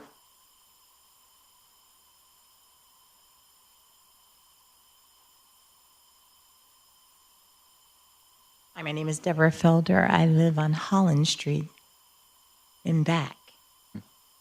And I was opposed because when it said private settings, you know, club, excuse me, I have to call you back. When it said private club, I was confused. I'm like, I didn't know what it was going to be. But as she explained, because I know about the building, it's gorgeous. And I grew up there around all of that when it was a funeral home and everything. I used to climb up. I had lots of fun over there. But to see what they're trying to increase, I love the idea, and I think that's beautiful. So I'm happy. Thank you. Are there individuals wishing to speak in favor of the application? Please come forward.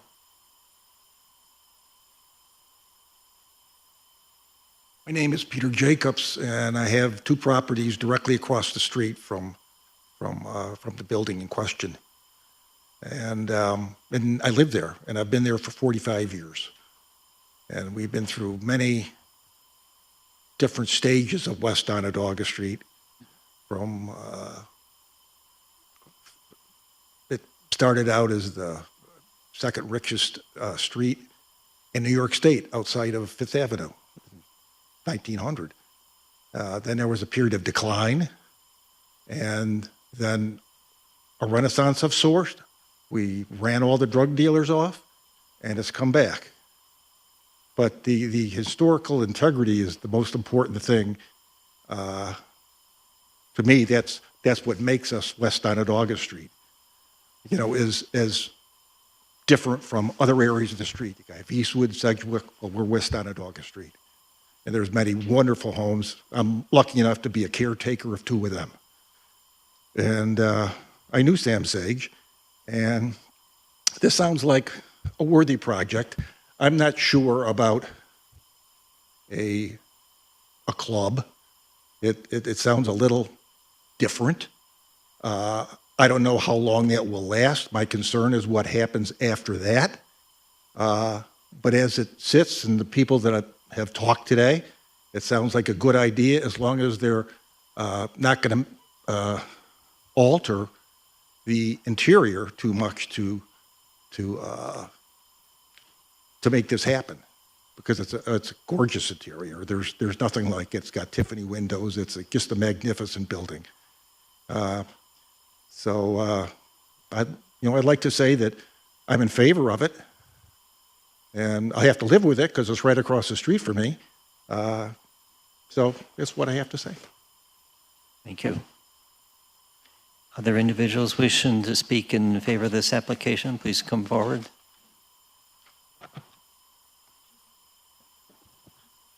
Hi, my name is Susan Hamilton, and I live at 218 Holland Street. So I'm kind of behind this building and across the street from it, can see it from my windows.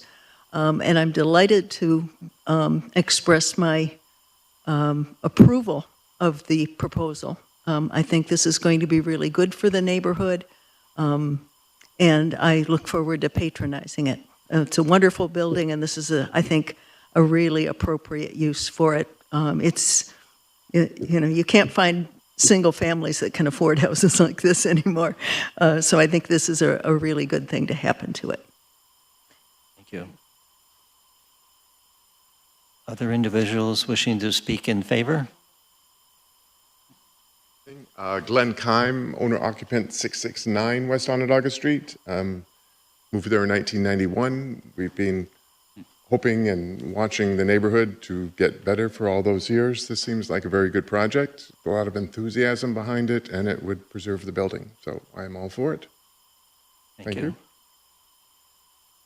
Other speakers wishing to speak in favor of the application, please come forward.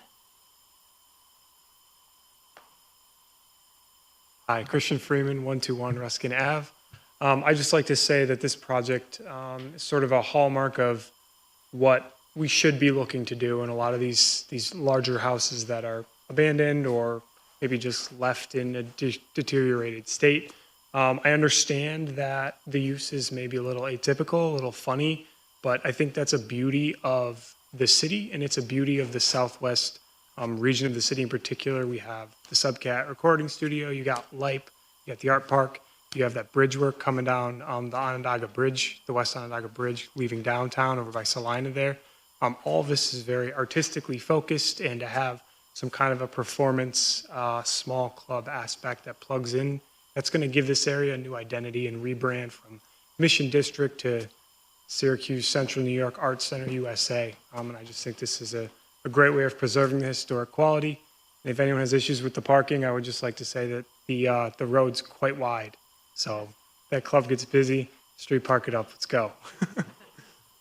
Thank you. Other individuals wishing to speak in favor, please come forward. Hi, Emily Tiberio, also at 121 Ruskin Ave.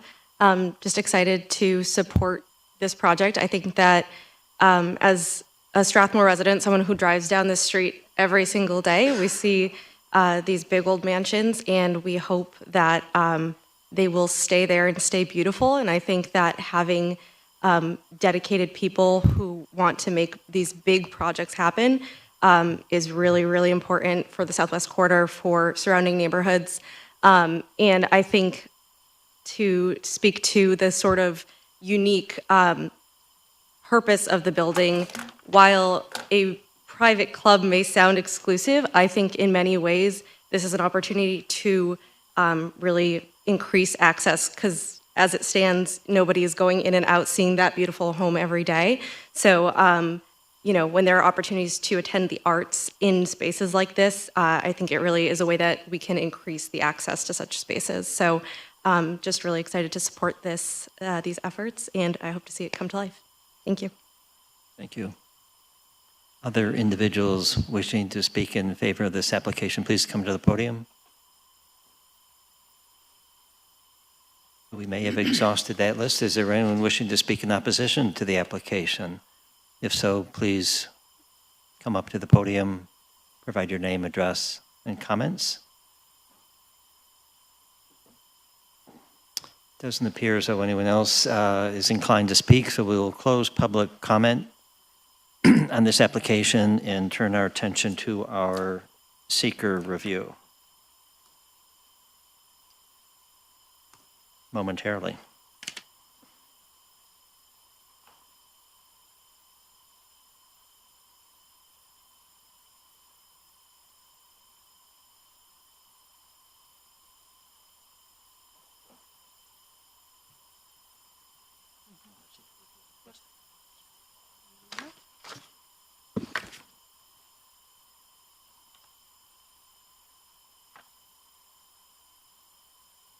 Has everyone had a chance to review the EAF Part 1 contained in your packet? Yes. Has everyone reviewed the EAF Part 2 also contained in your packet? Yes. Does anyone believe the proposed action will have any moderate to large impacts under SECRA? No. No. Having determined that the proposed action will not have any moderate to large impacts under SECRA, I recommend the commission make a negative declaration and prepare an EAF Part 3 accordingly. Thank you. Is there a motion to that effect? Motion to issue a negative seeker declaration? Second. Discussion on the motion? If not, all in favor, please indicate by saying aye. Aye. Aye. Those opposed, please say nay. Any abstentions? Seeker motion carries for this. We may now turn our attention to both the special use permit that will take the form of a recommendation to the Common Council and also the major site plan review, SP 2529 and MASPR 2529. Is there a motion for action on these one at a time? Make a motion to approve special project special permit SP-25-29 with 4 special conditions beyond the general conditions. Those 4 special conditions being that the proposed commercial business shall not use amplified speakers to project music outside and shall control any speaker volume inside so as not to violate the City of Syracuse local noise ordinance. 2, the proposed commercial business must strictly adhere to operation hours which are deemed appropriate and approved by the City Planning Commission and the Common Council. 3, the applicant shall coordinate with the Onondaga County Department of Environmental Protection on capacity assurance due to possible increase in use and additional, unless it can be demonstrated, anticipated sanitary flow will not exceed previous flow in excess of 1-to-1 ratio. And 4, 1 staple bike rack for every 6 parking spaces shall be provided in a conspicuous space near the main entrance. In this case, if there's 11 parking spaces, that should be rounded up to 2 staple bike racks. And this is a recommendation to the Common Council for affirmative action. Thank you. Is there a second? Second. Thank you. Discussion on the motion for the special use permit recommendation. If not, all in favor of that motion, please indicate by saying aye. Aye. Aye. Those opposed, please say nay. Any abstentions? That recommendation will move to the Common Council for final disposition. Is there a motion on the major site plan review? Same project, same location. Motion to approve major site plan review MASPR-25-29 with 4 special conditions in addition to the general conditions. Those 4 special conditions being that the applicant shall demolish the corridor connecting structures between the 2 buildings as discussed.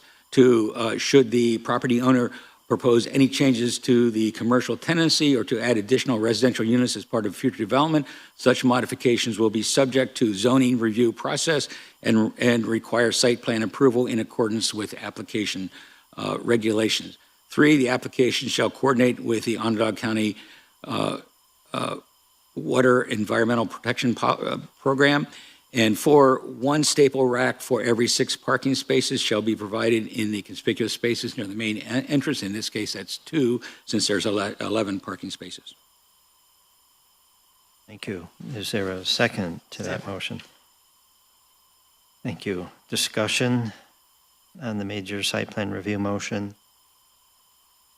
If not, all in favor, please indicate by saying aye. Aye. Aye. Those opposed, please say nay. Any abstentions? MASPR 2529 is approved. We move to our next application.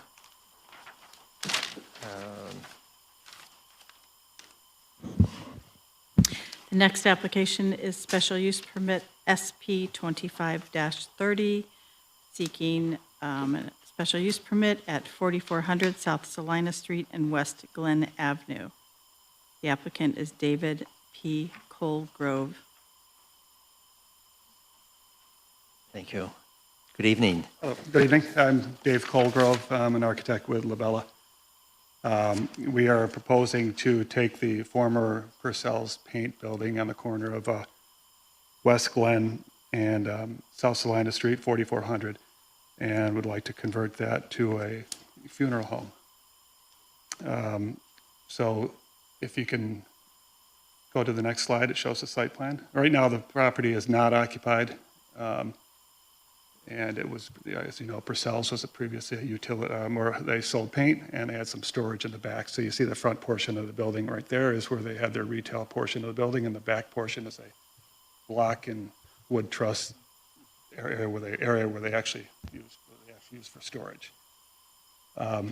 As you can see, the lot, as it's currently configured, it's pretty much a building and the rest of it's pavement, all the way out to West Glen Ave and to South Salina Street. So if you move up a little further, we can show you the next drawing, I believe. Keep going. So the site plan, that's the site plan on the top there, and what's being proposed are new curb cuts, 2 on West Glen Ave and 1 on Salina Street. It's new sidewalks along West Glen Ave and Salina Street. Currently, there are none as well. There's no really defined curb cuts at all at this point. Providing landscaping, new pavement, and a small bioretention area to control the stormwater runoff off of that property. Also, we'll have bike racks, which is one of the things I talked with zoning about. And there'll be 7 parking spaces that'll be striped for that lot. It's an odd configured lot. You can see the building's kind of tucked back in the corner, and somewhere along the line it's kind of had this jog in the property line. So currently, there's probably only room for about 7 parking spots as well. They're just not very well defined if you subtract out drive aisles and maneuvering, et cetera. Other additions to the outside of the building will include a canopy over the front door, which will be there for transporting a casket or body from the funeral home into the hearse.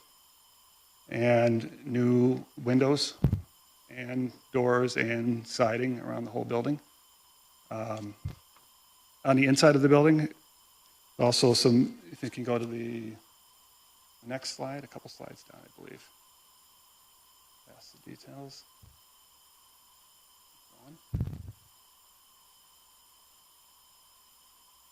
Next. So you can see the right side is basically the proposed floor plan of the building. The front portion of that building will be used as a parlor for the funeral services. It's a room for we figured about 66 people. The center portion of that blue area is where there will be the body preparation area, body washing area, and there's also an office and some bathrooms. Then there's a connecting piece between the old retail space and the storage part of the building, which will be enlarged slightly to accommodate another bathroom, a full bathroom with a shower and a utility closet, and also a garage space for the hearse. So hearse can be unloaded and loaded within a garage space and stored within that space as well. This is generally down below. There's also a little basement plan on the lower left hand of that. That will be used just for storage. It's really not all that accessible. So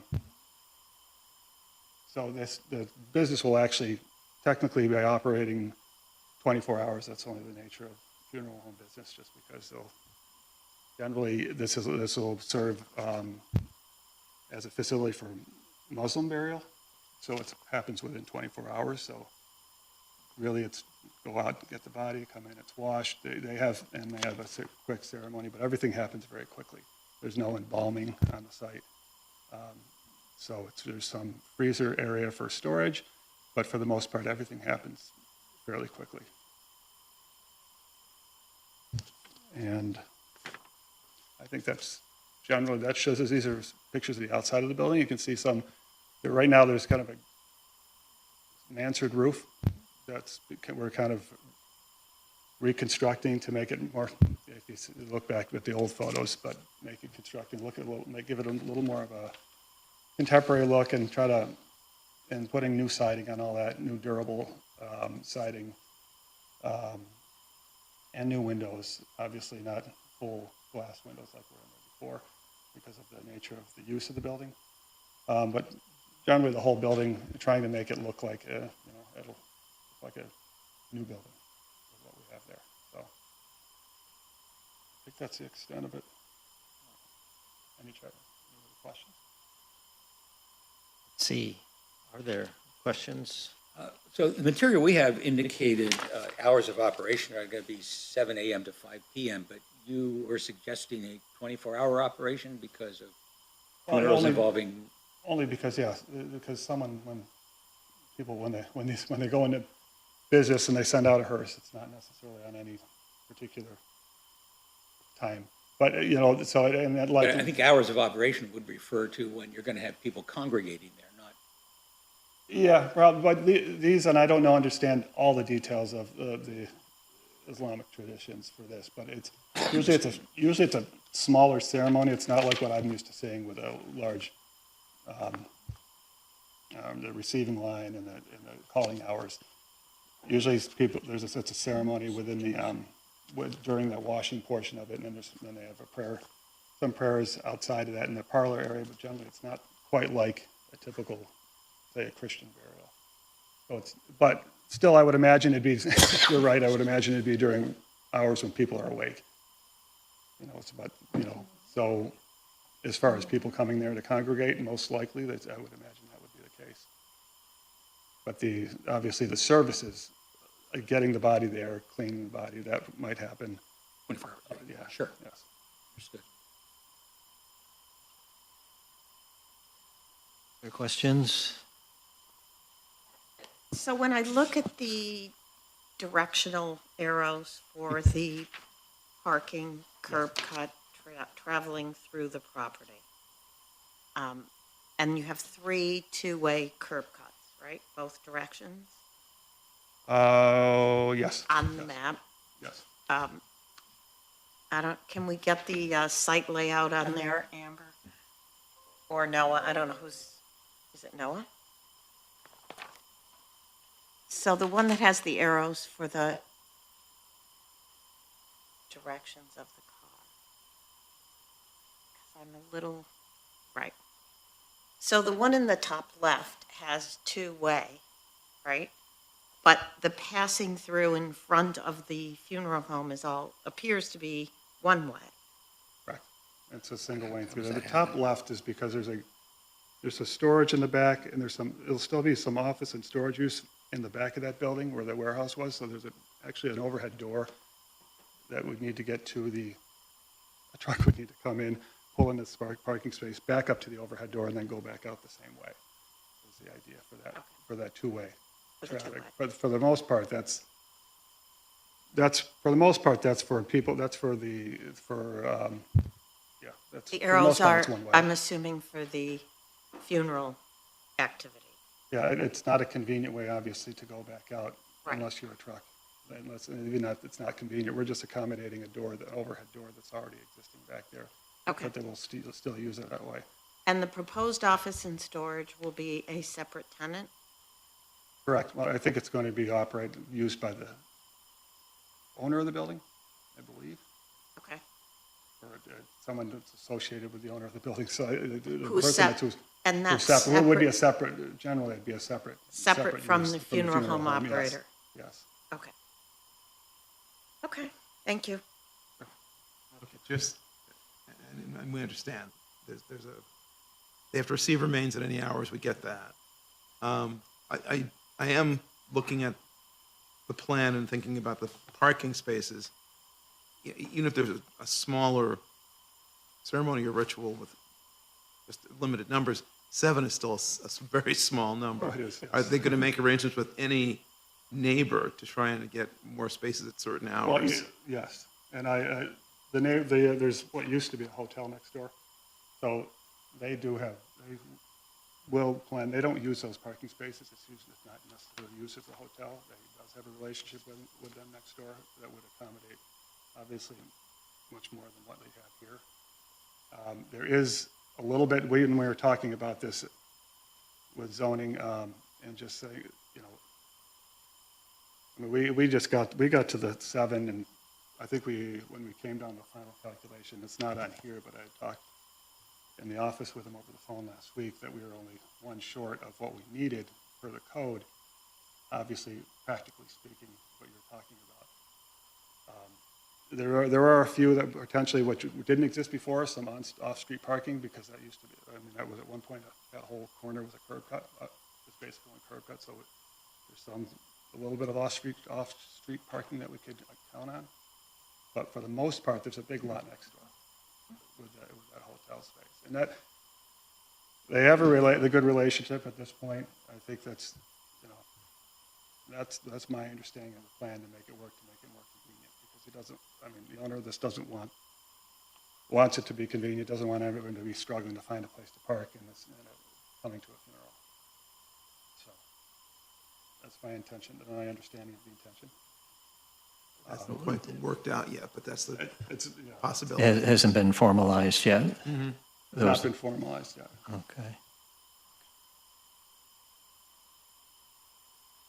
But at this point in the application, just asking staff, at this point, they have sufficient parking for the current plan? They have enough parking? Yes, with the current site plans and with the applicable parking reductions, they have enough parking. Thank you. Obviously, in the best interest of running the business, that it's going to be beneficial for the owner to make arrangements just to make it convenient for everyone using the facility. So it makes a lot of sense. So, thank you. Thanks. Okay, thank you. Are there individuals who wish to speak in favor of this application? If so, please come forward, provide your name, address, and comments. Good evening, Mark Cass, 116 Griffin Street. Happy to speak in favor of this. Couple of reasons: a vacant building put back into productive use, but most importantly, it really will serve an important need for a growing segment of our community. On the parking issue, I've been involved in a number of burials, and typically there is no calling hours. It's typically family or near friends who would go to wash the body, and then it would be transported to the mosque for a ceremony. So the ability to have, an extra car or two come, but it's a very limited number of people, and the gathering happens after the burial rather than, prior to. Thank you. Thanks, Mark. Thank you.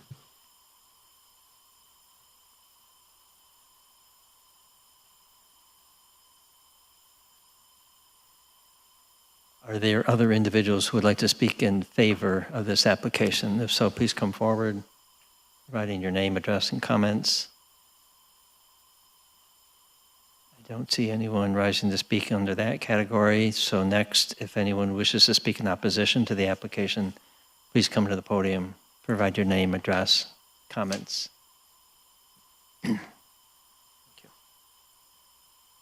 Kathy Stribley, 316 Monticello Drive North. I'm speaking as a neighbor. I live about 2 or 3 blocks away from this, and I go through this intersection frequently in both directions. The biggest problem, I'm not opposed to the project.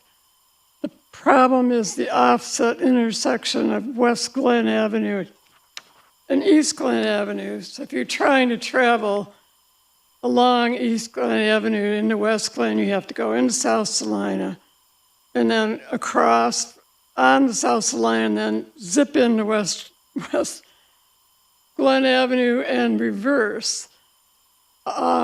Adding all that ins and outs, exits and entries there at that corner is going to cause a lot of problems, both for pedestrians and for people that are just trying to go through that intersection. It's a very odd situation. So I did submit comments on it. I understand. I also, the traffic planner suggested that they didn't need to have the two-way on West Glen, or both of the two ways on West Glen because of the way the parking is, and I agree with that. They both could be, they could be one way, or if they need the two-way on the west side for the office, whatever, I don't know how they can have parking for that because they haven't got much parking at all. So I don't know how they have enough parking for the office space area, but the one that's really problematic is the South Salina curb cut. That's right across from the East Glen Avenue intersection. And I didn't understand the nature of the funeral home business that we're talking about. It's a smaller amount of people. But when the paint store was there, and I was frequently in and out of the paint store, so I know. And I take care of the garden at Atonement, so I know the site. I'm over there all the time, okay? When the paint store was there, there'd be one person in, one person out. It was very, very sporadic traffic. So there was never any type of backup traffic there. But I don't see the reason for the South Salina curb cut at all. And it really makes the problem with the East Glen offset much more dangerous there. And we do have a lot of students walking in the neighborhood. We have a lot of pedestrians, a lot of low-income people that live in the housing to the north. I brought up in my submission that they should get a cooperative agreement with the hotel, the motel, for parking overflow if they need it, because there's a lot of parking on West Glen Avenue from the housing right now. There wasn't supposed to be, but there is. And there isn't really any other parking in the area. And there's a lot of congestion from Emmaus, which is just a little ways down the way. When they're in operation, East Glen Avenue is congested. And then we have bus traffic. We have central bus turning and school bus turning, all that going on there. So I've almost been hit at that intersection a few times. And I would dare say most of my neighbors have almost been hit there. And I'm not sure how many have actually been hit there. But it is not something to sniff at, I guess, or just ignore. And I think the site could operate perfectly well if they took out that two-way in and out on South Salina, if they have to keep the other two.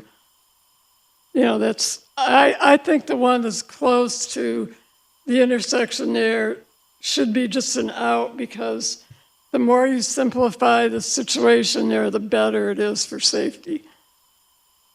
So, and if you look at the comments from the DPW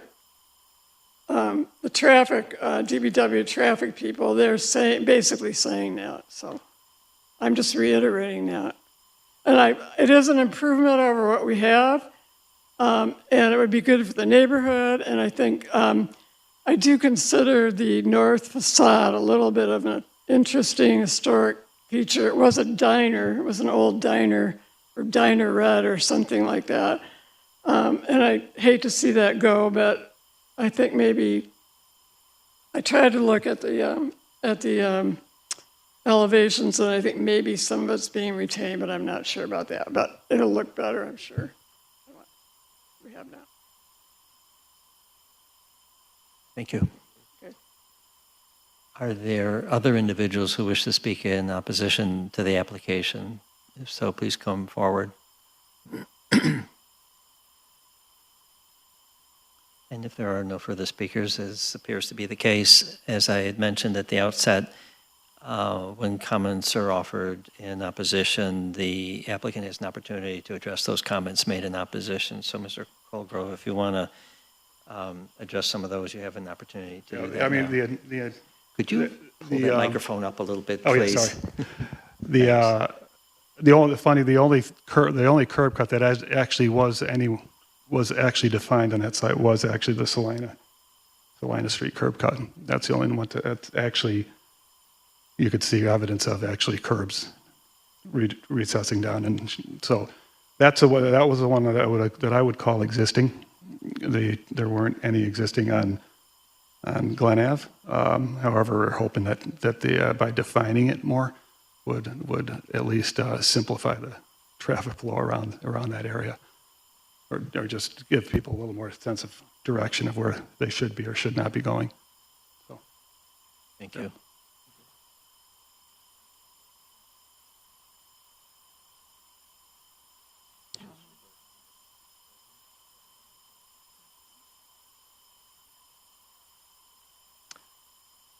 Having heard the speakers in favor and in opposition to the application, we'll close public comment on this application at this point.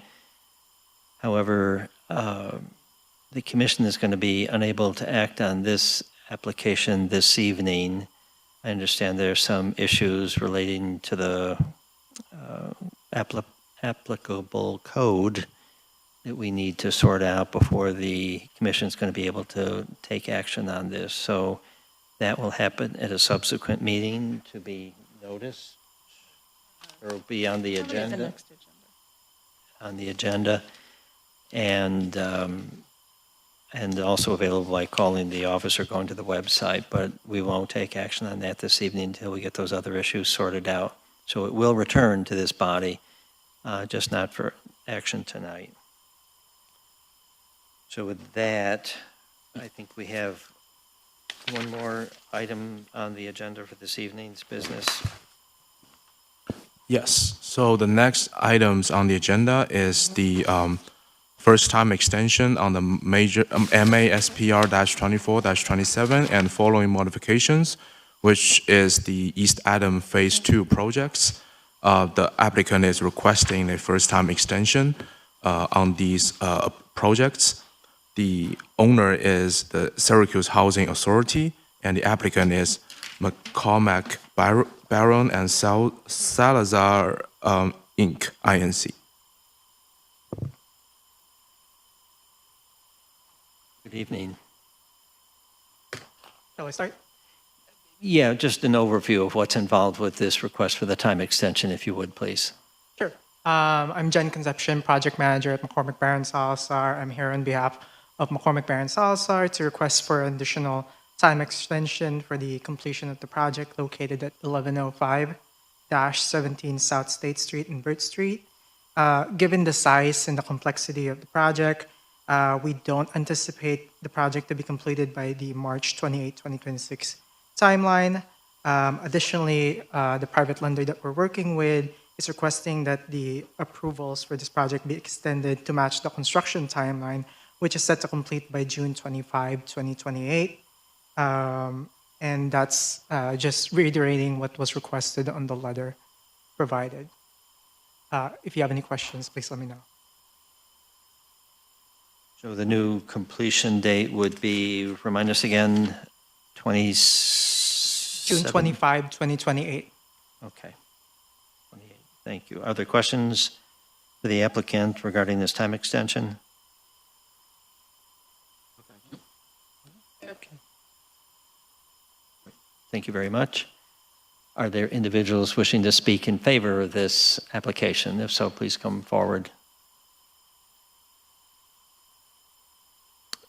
Anyone wishing to speak in opposition to the application, please come to the podium, provide your name, address, and comments. We have no speakers for or against. We'll close public comment and entertain a motion for action on the requested time extension. Make a motion to approve a first-time extension for MASPR 2427 with one condition. That condition being that all the conditions in the zoning approval of project MASPR-24-27, MISPR-2460, and MISPR-2548 shall be followed. Was there a second? Second. Thank you both. Discussion on the motion for the time extension. If there's no discussion, all in favor, please indicate by saying aye. Aye. Aye. Those opposed, please say nay. Any abstentions? The time extension for MASPR 2427 is approved. Thank you. Sorry you had to wait for so long to get to this item. You have great patience. Any additional items for action by the commission this evening? No, that's it for all. Thank you. Then is there a motion to adjourn? So moved. A second? Second. Discussion? All in favor, please.